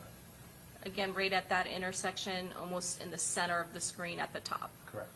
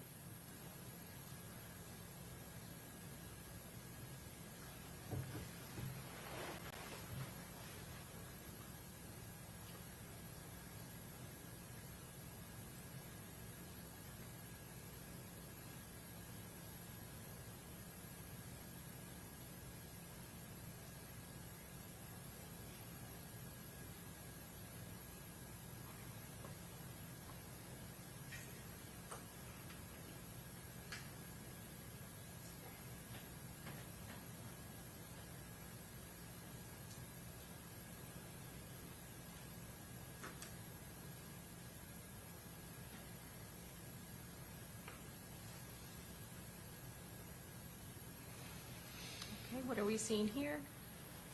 The victim and his entourage originally went east in the parking lot. They made a U-turn and came back west. So what we're seeing them is now coming back. This is taken from McRae's Altima. They're gonna come out of the parking lot, go onto Bush, where they can only make a right to go east. And in the top left of the screen, you'll see a left turn lane.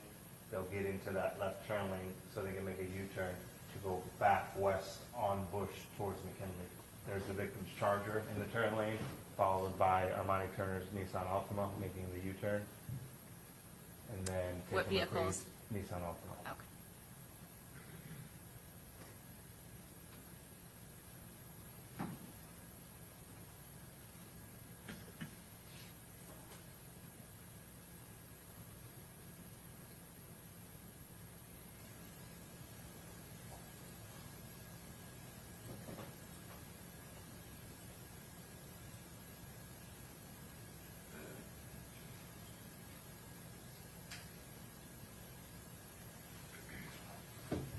Do you know at this point where, what is this, are we now going to where the USF pole cam is?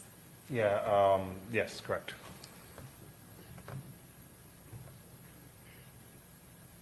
How far is the Truth 18 nightclub from Home to Suites on McKinley? Approximately around a mile. It's, so you have Fowler here, and then the very next major cross is Bush. So, Truth 18 is near Bush and McKinley. And what are we seeing here? This is, the victim, and his entourage making a U-turn at McKinley and 40th, getting ready to go into the Home to Suites. And this is the same video from the USF pole cam that we saw earlier, is that correct? Yes.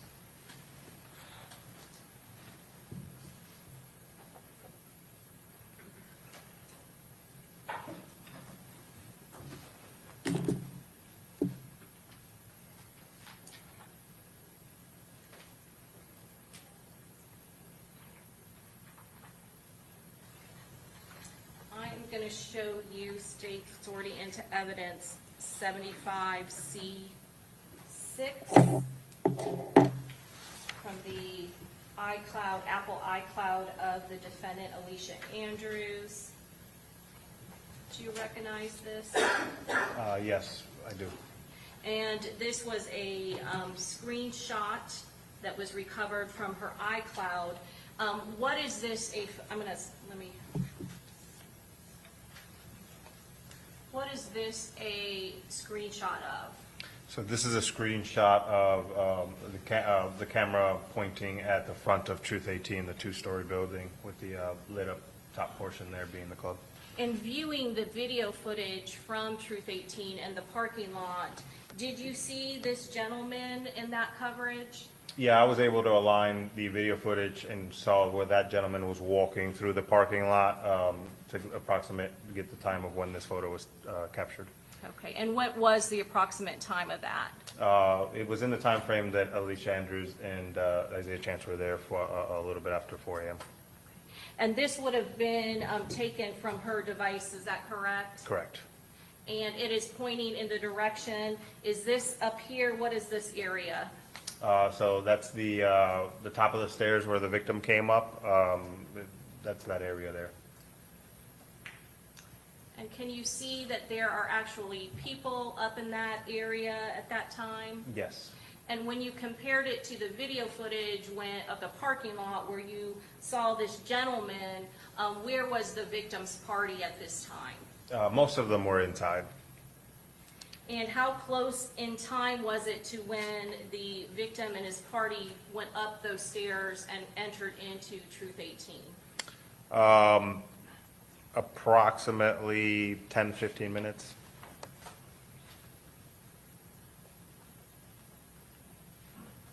So whoever was holding her device actually took a photo of the door, is that correct? Correct. Sustained. So rephrase your question. Yes, Your Honor. The person holding Alicia Andrews' phone did what at that time to get the photo? Took a photo, captured it. Yeah. And what area in particular? The front of Truth 18. And that would have been after the victim had entered in through Truth 18? Correct.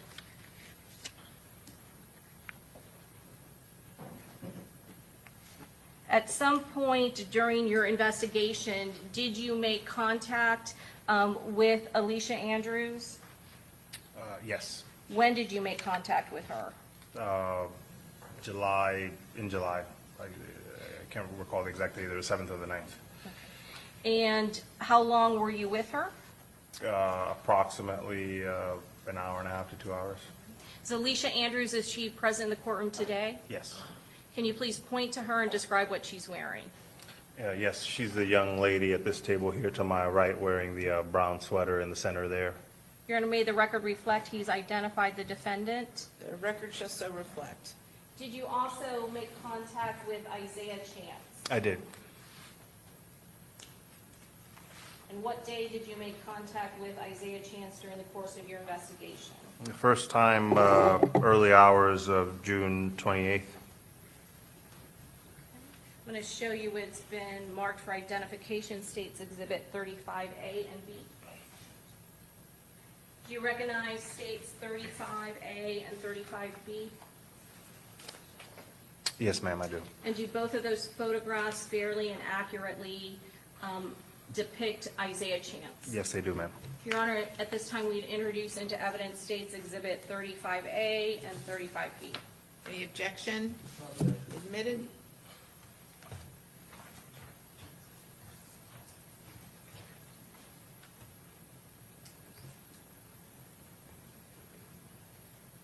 Detective, who is depicted in 35A? This is co-defendant Isaiah Chance. I'm going to show you 35B, who's depicted in 35B. Again, co-defendant Isaiah Chance. And where does 35B come from? This is from a Ring camera located at the Airbnb that the defendant stayed at during their time in Tampa. You said that they stayed at a Tampa Airbnb, is that correct? Correct. What is the address of that Airbnb? Can I reflect? It's Gazebo Pond Lane. I don't know the exact numerical, though. Yes, if it'll help refresh your recollection. Please.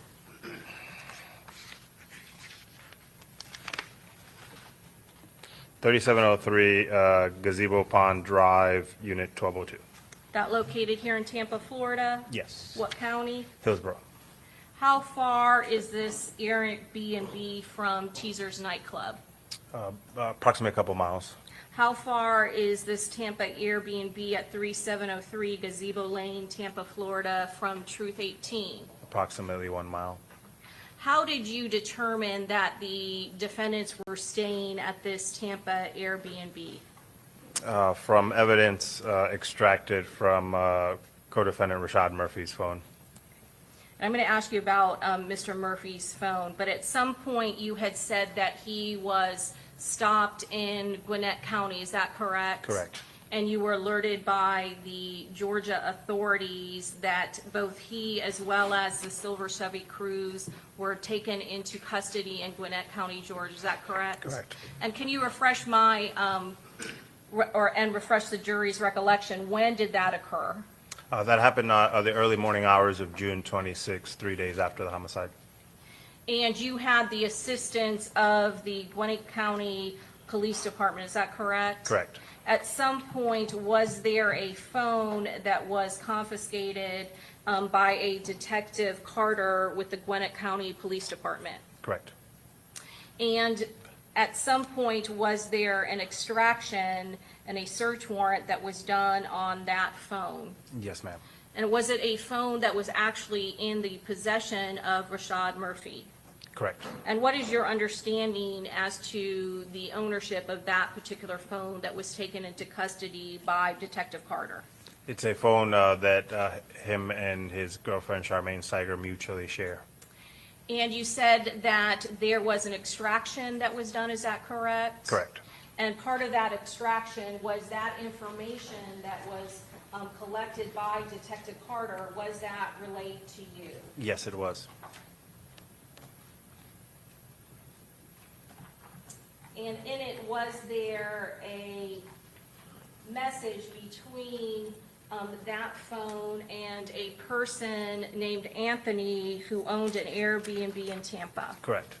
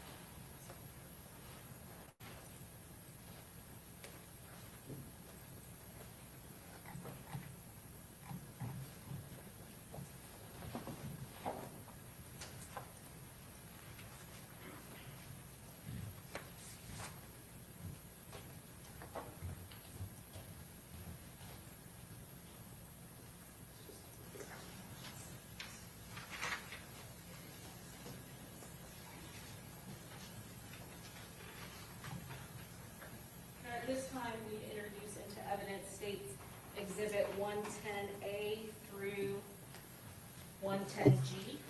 Any objection? No, good. Admitted.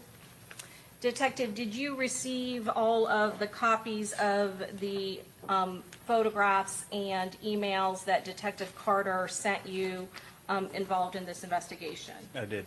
And I'm going to first show you what's already into evidence, 65A through G.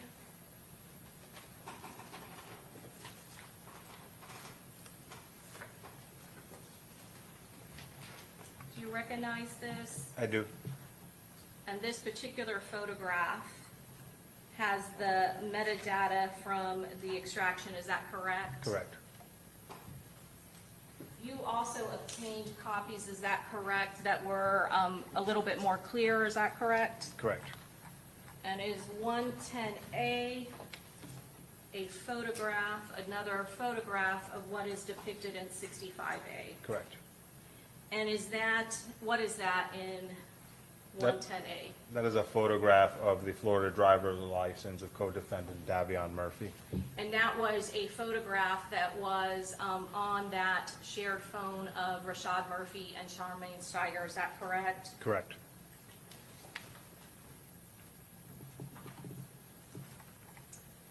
I'm going to show you 110B. Is that another screenshot of a story that was captured on that shared phone of Rashad Murphy and Charmaine Steiger? Correct. Okay. And what exactly is being shown? A crime scene with a song tagged to it. And Young and Ace, did that come to have meaning in the course of your investigation? It did. And how was that relevant to your investigation? Young and Ace is one of the prominent rappers of the rival gangs that rival the victim's gang. I'm going to show you 110C. Is this a photograph that was captured on that phone that was in Rashad Murphy's possession? Correct. And how is this relevant to your investigation? It shows a photograph of two rifles on the floor there. And were there two AR rifles that were used in this particular case? Correct. And I'm going to show you 110D.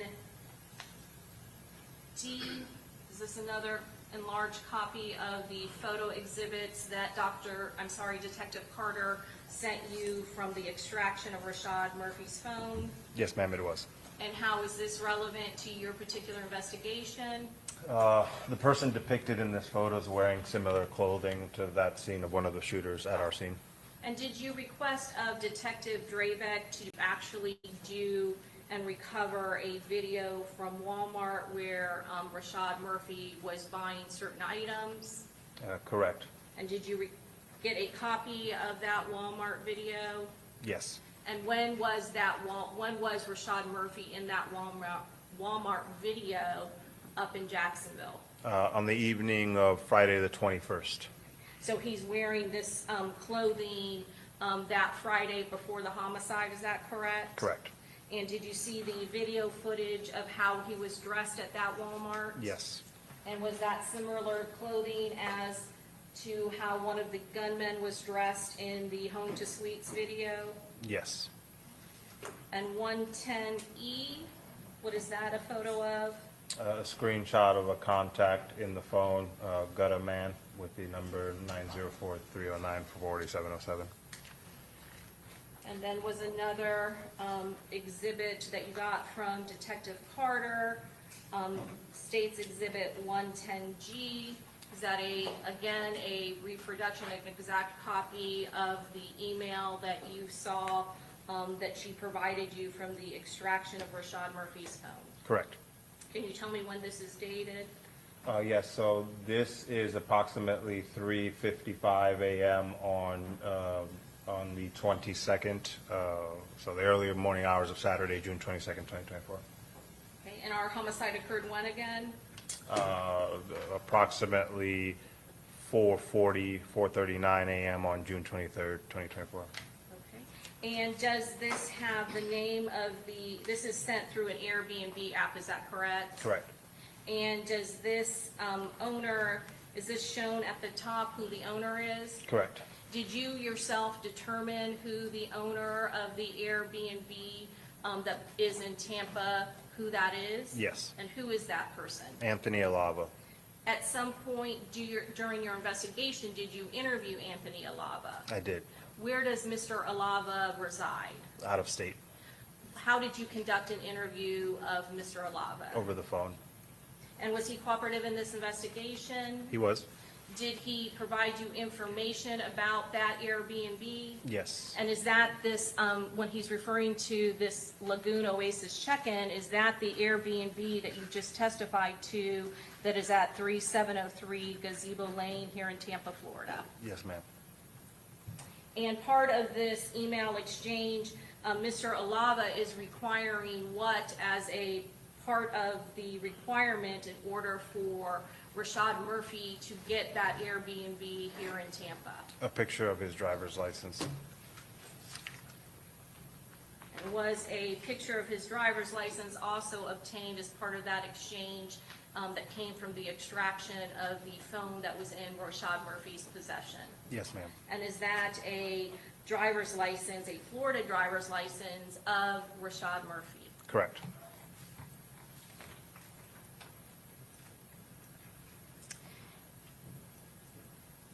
At some point, did you actually receive from Mr. Alava video footage from the Ring camera for the time frame of when those people, or when whoever it was that rented that Airbnb here in Tampa? Yes. What time period was covered for the rental of that Airbnb here in Tampa? The afternoon to evening of the Saturday the 22nd to the afternoon of Sunday the 23rd.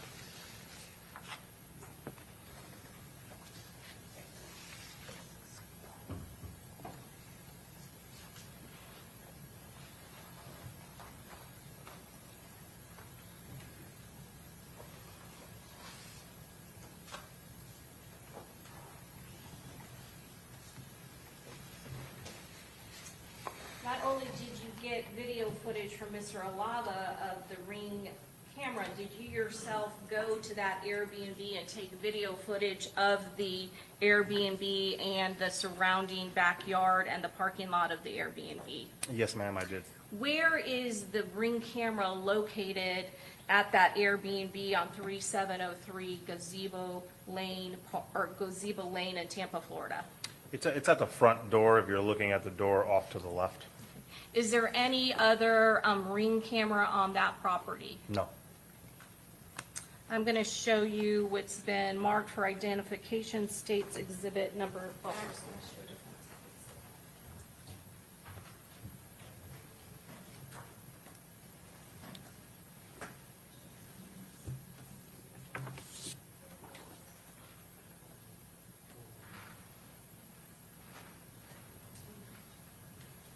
At this time, we introduce into evidence States Exhibit 60 and States Exhibit 61A, B, 1 through 5.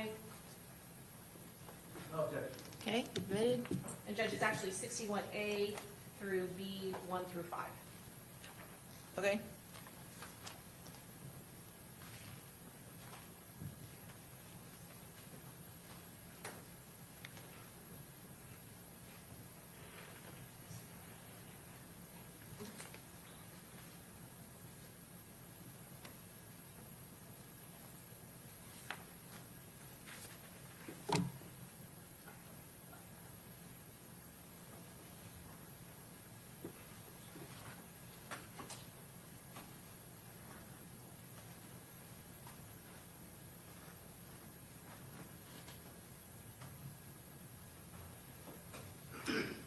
Detective, can you show us what is being shown in this video of 60?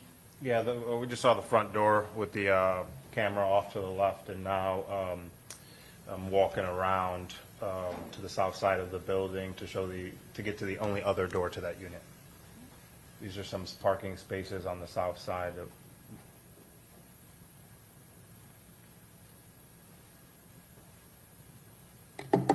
And is this behind where that Airbnb is?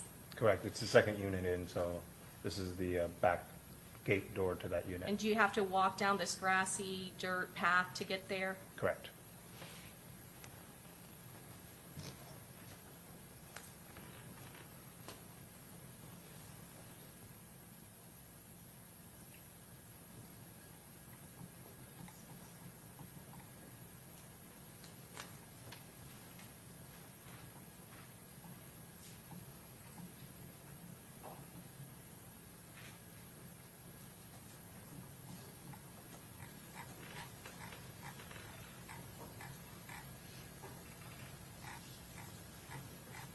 Is there a timestamp on this video? Yes, bottom right, 1955. And is that an accurate timestamp? It is. And what's being shown here? Defendant Alicia Andrews came up to the door, appeared to knock on it, and then turned around and walked away. And what's the approximate time? 1956 now. This is defendant Alicia Andrews walking into the Airbnb.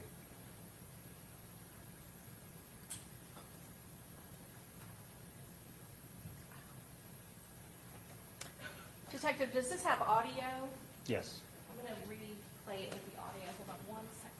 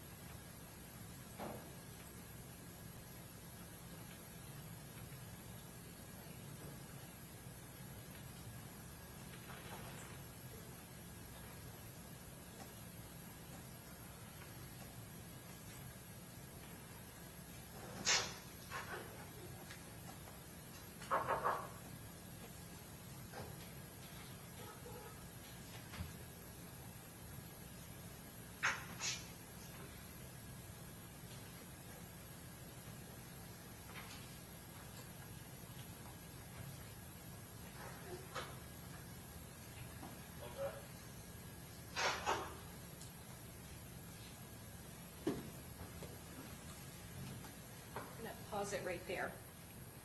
So did you obtain all of the Ring video activations for this front door from Anthony Alava? I did. Okay.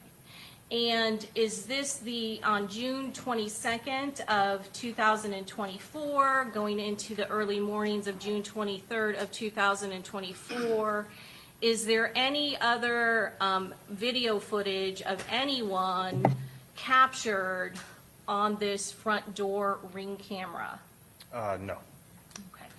Based on your investigation, did you determine more than just Alicia Andrews, who's Rephrase.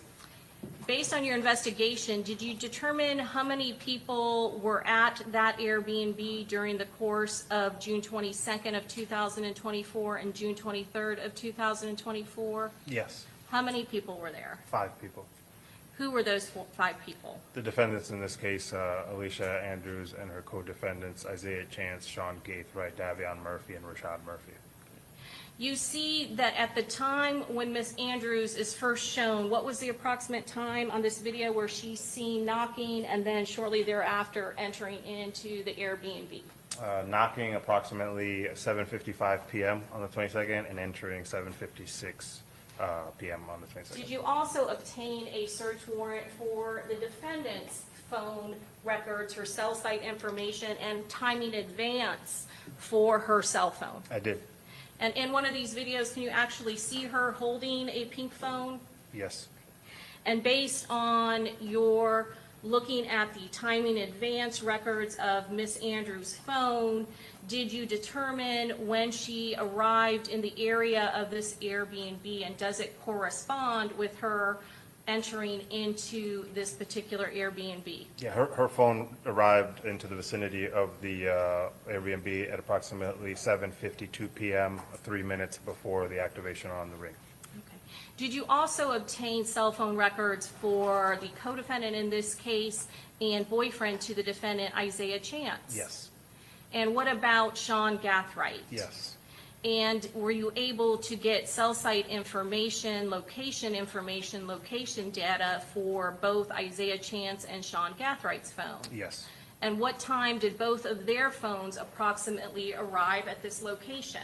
Both of their phones arrived around the same time, 7:52 p.m. And is there no other activation of this front door other than the defendant, Alicia Andrews, entering into this Airbnb? On the 22nd, no. Okay. And do you see if there, can you tell me what is shown in this front door angle where she immediately knocks and then eventually comes back?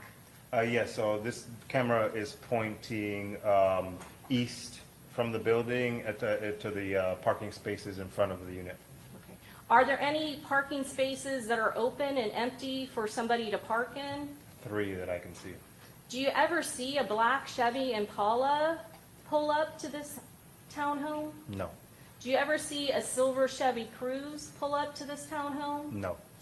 Did you have a phone record for the co-defendant Davian Murphy? Yes.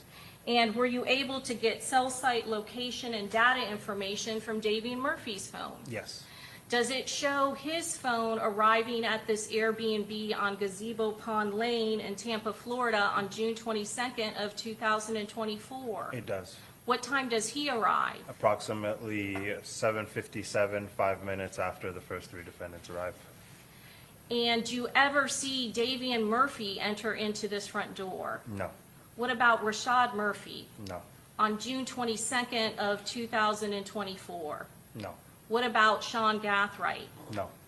And that video that we just saw where we show a back door that you have, how far do you have to walk around to get to that back door and through that gate? It's approximately a 50 feet walk from the front door. And is there video footage that is collected from this Ring camera from June 23rd, 2024, after the homicide had occurred? Yes.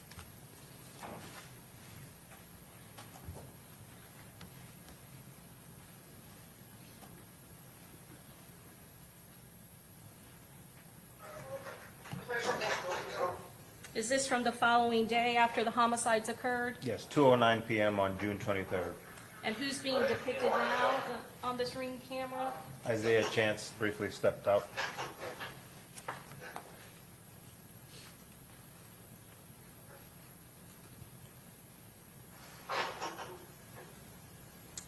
And what time is it now on June 23rd of 2024? 2:58 p.m.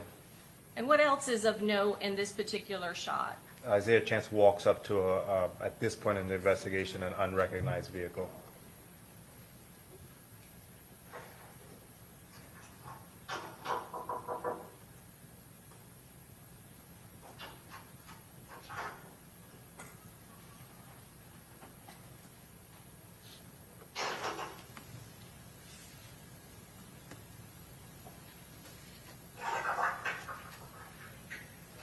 What do we see now? Defendant Alicia Andrews walking out.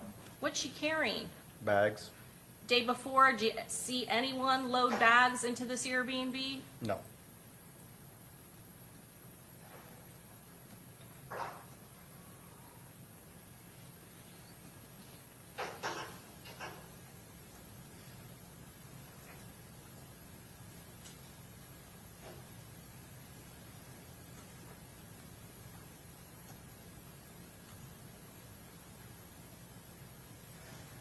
Who do we see there? Davian Murphy? Ever see him enter the Airbnb on June 22nd of 2024? No. Is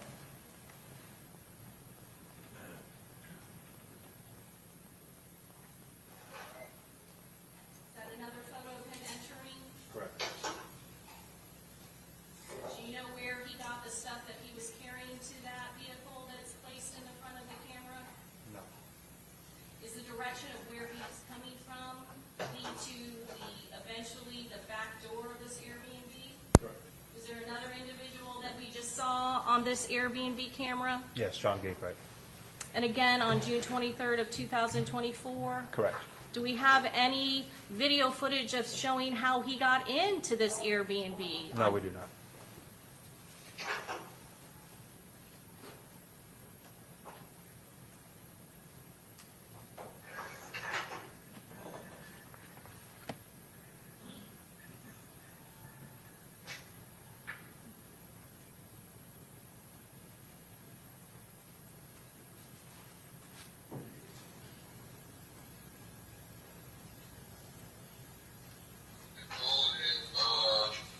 What are we seeing here? This is co-defendant Sean Gaithright coming back to the door and apparently talking to someone, giving him the code to the door.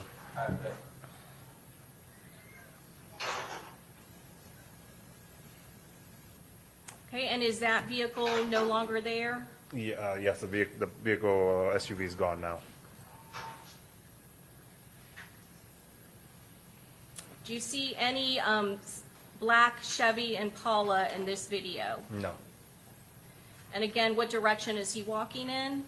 Towards the rear door. Who's the only defendant that is not shown in this Airbnb video? Defendant Rashad Murphy, What's his nickname again? Ghost 187.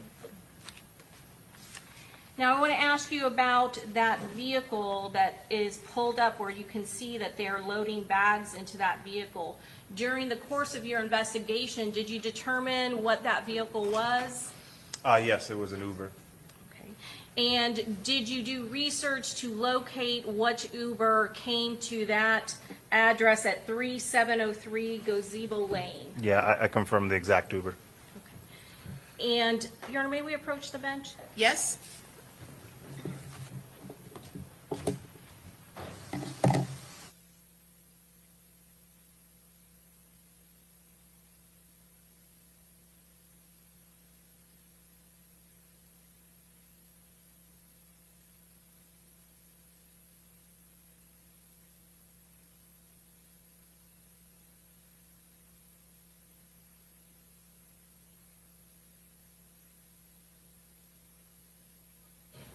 Members of the jury, it's 5:10, so it's probably a good time for us to go ahead and break for the evening. So we are making good progress, okay? I just want you guys to know. And I know you guys have been very patient with us and working hard, and it's greatly appreciated. So we will be on our evening recess. Just remember my previous admonition, don't do any independent research, talk to anybody about this case, or listen, watch, or read any news accounts or social media accounts, all right? Great. See you all tomorrow morning at 9 a.m. All right.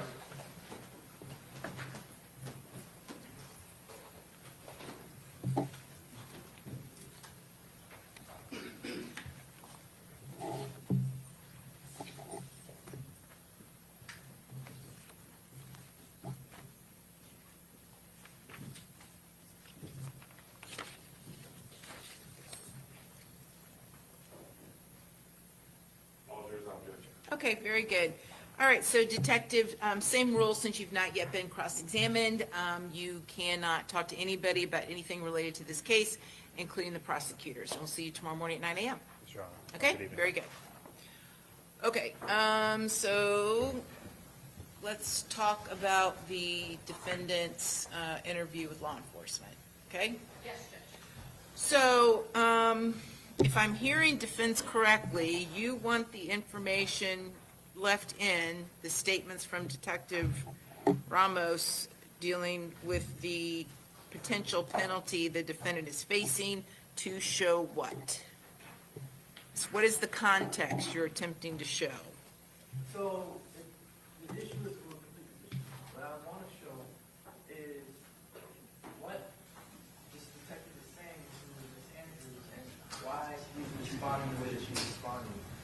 It's the conversation itself, the interrogation itself, if you cut out parts of it, you're going to misinterpret what she is saying, why she's saying it, and how she's saying it. There's points in time where the detectives are yelling and screaming, sometimes they're not. Sometimes they're threatening her, sometimes they're telling her things about other people's cases and whatnot to get her to do and say certain things.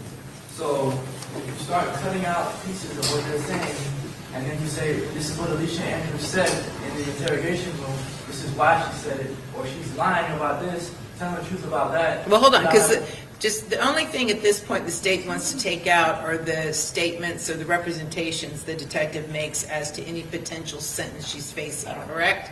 Yes, sure. Judge, that is, there are additional things, correct, but mostly it is the references to a life sentence, what'll happen to her if she's in prison. Well, what else are you she's trying to cut facing. out? Judge, there is a series of statements by the law enforcement officer that specifically references the evidence in the case and a jury. There are points that I want to take out where they're basically saying you're going to be convicted, you're going to be found guilty. Judge, I don't know why they would want that in there. Me either, but they do, so. Judge, and there are certain statements along those same lines where they're specifically talking about a jury and what the jury will find and what the jury will think, which I think is completely inappropriate statements to make to the jury. The jury's going to make what they want of the evidence on their own. They shouldn't be told by a detective what to think or what to make of the evidence. And if they do not want the detective's statements, and the statements that he made, and again, this is not just about that she was going to serve a life sentence, because there are several more statements that the state is identifying. But if they don't want the statements to come in from what the detective said, then none of it should come in. Okay, so state, why can this not be cured like with a limited instruction, similar to what is requested? Oftentimes when this comes up, it's because law enforcement will be confronting a defendant with other evidence, and there's an instruction that can be given that the jury's not to consider the opinions of law enforcement. So why can't that cure the problem? Judge, normally it's the defendant asking for that. I know, but we're not normal, listen, I know, listen, it's not your job, okay, to do their job, and it's not their job to do your job. They say they want the whole thing in. So now my question to you is, since they've made a decision, meaning the defense, that they want the whole thing in, why can a limiting instruction not cure the problem? Judge, because it's not relevant. What the detectives are saying is it's not appropriate for the jury to even consider what the potential sentence will be. I know, but can't I tell the jury that? Judge, it is several statements of the detective saying you're throwing your life away, you're going to be in prison for the rest of the life. We're talking murder one, you are going to be in for life. And then there are several more references to prison. He says things 30 to life that she's facing. There's even context where the detectives are saying that she could do life and all the other people in this case that really killed the person could get away with it. Like all of that, I think, is misleading to the jury and inappropriate for the jury to hear. And I don't understand how you take all of that out when there's more. I think the limiting instruction is just fine. If the court says to the jury, which it does in the jury instructions that are read before they go to deliberate, that the jury is not to consider a sentence or anything like that. Well, I would give a limiting instruction at the time Detective Ramos testifies about the interview. That's fine with me as well. So that's what I'm inclined to do. Judge, if I can speak just briefly on Sure. this. Doherty's handling this, but I'm pretty familiar with the case law on this. There's nothing wrong with the state redacting a statement in their case in chief. Under the rule of completeness, if we do a recording, if we redact a recording, depending on relevance and the court's ruling upon relevance, the defense can then put the remainder on in their case in chief. Normally, I think what Ms. Doherty's trying to point out is it's normally the defendant trying to exclude portions of a statement, and that's not the case here, I realize that. But there's nothing to prevent us from chopping up this recording and putting in what we deem fit to put in, as long as it's relevant and deemed to be relevant by the court. The defense then has an opportunity in their case in chief to put the remainder in if they wish, if it's also deemed to be relevant by the court. Well, they have to wait for the defendant's case in chief? Couldn't they ask pursuant to the rule of completeness that it be played in its entirety at the time it's admitted? Right, and the way that works under at least the law that I've reviewed, and I just looked at this last year on a case that I was preparing for trial on, they can present that in their case in chief. Well, you guys need to get some case law. So I've looked at Okay. case law, okay?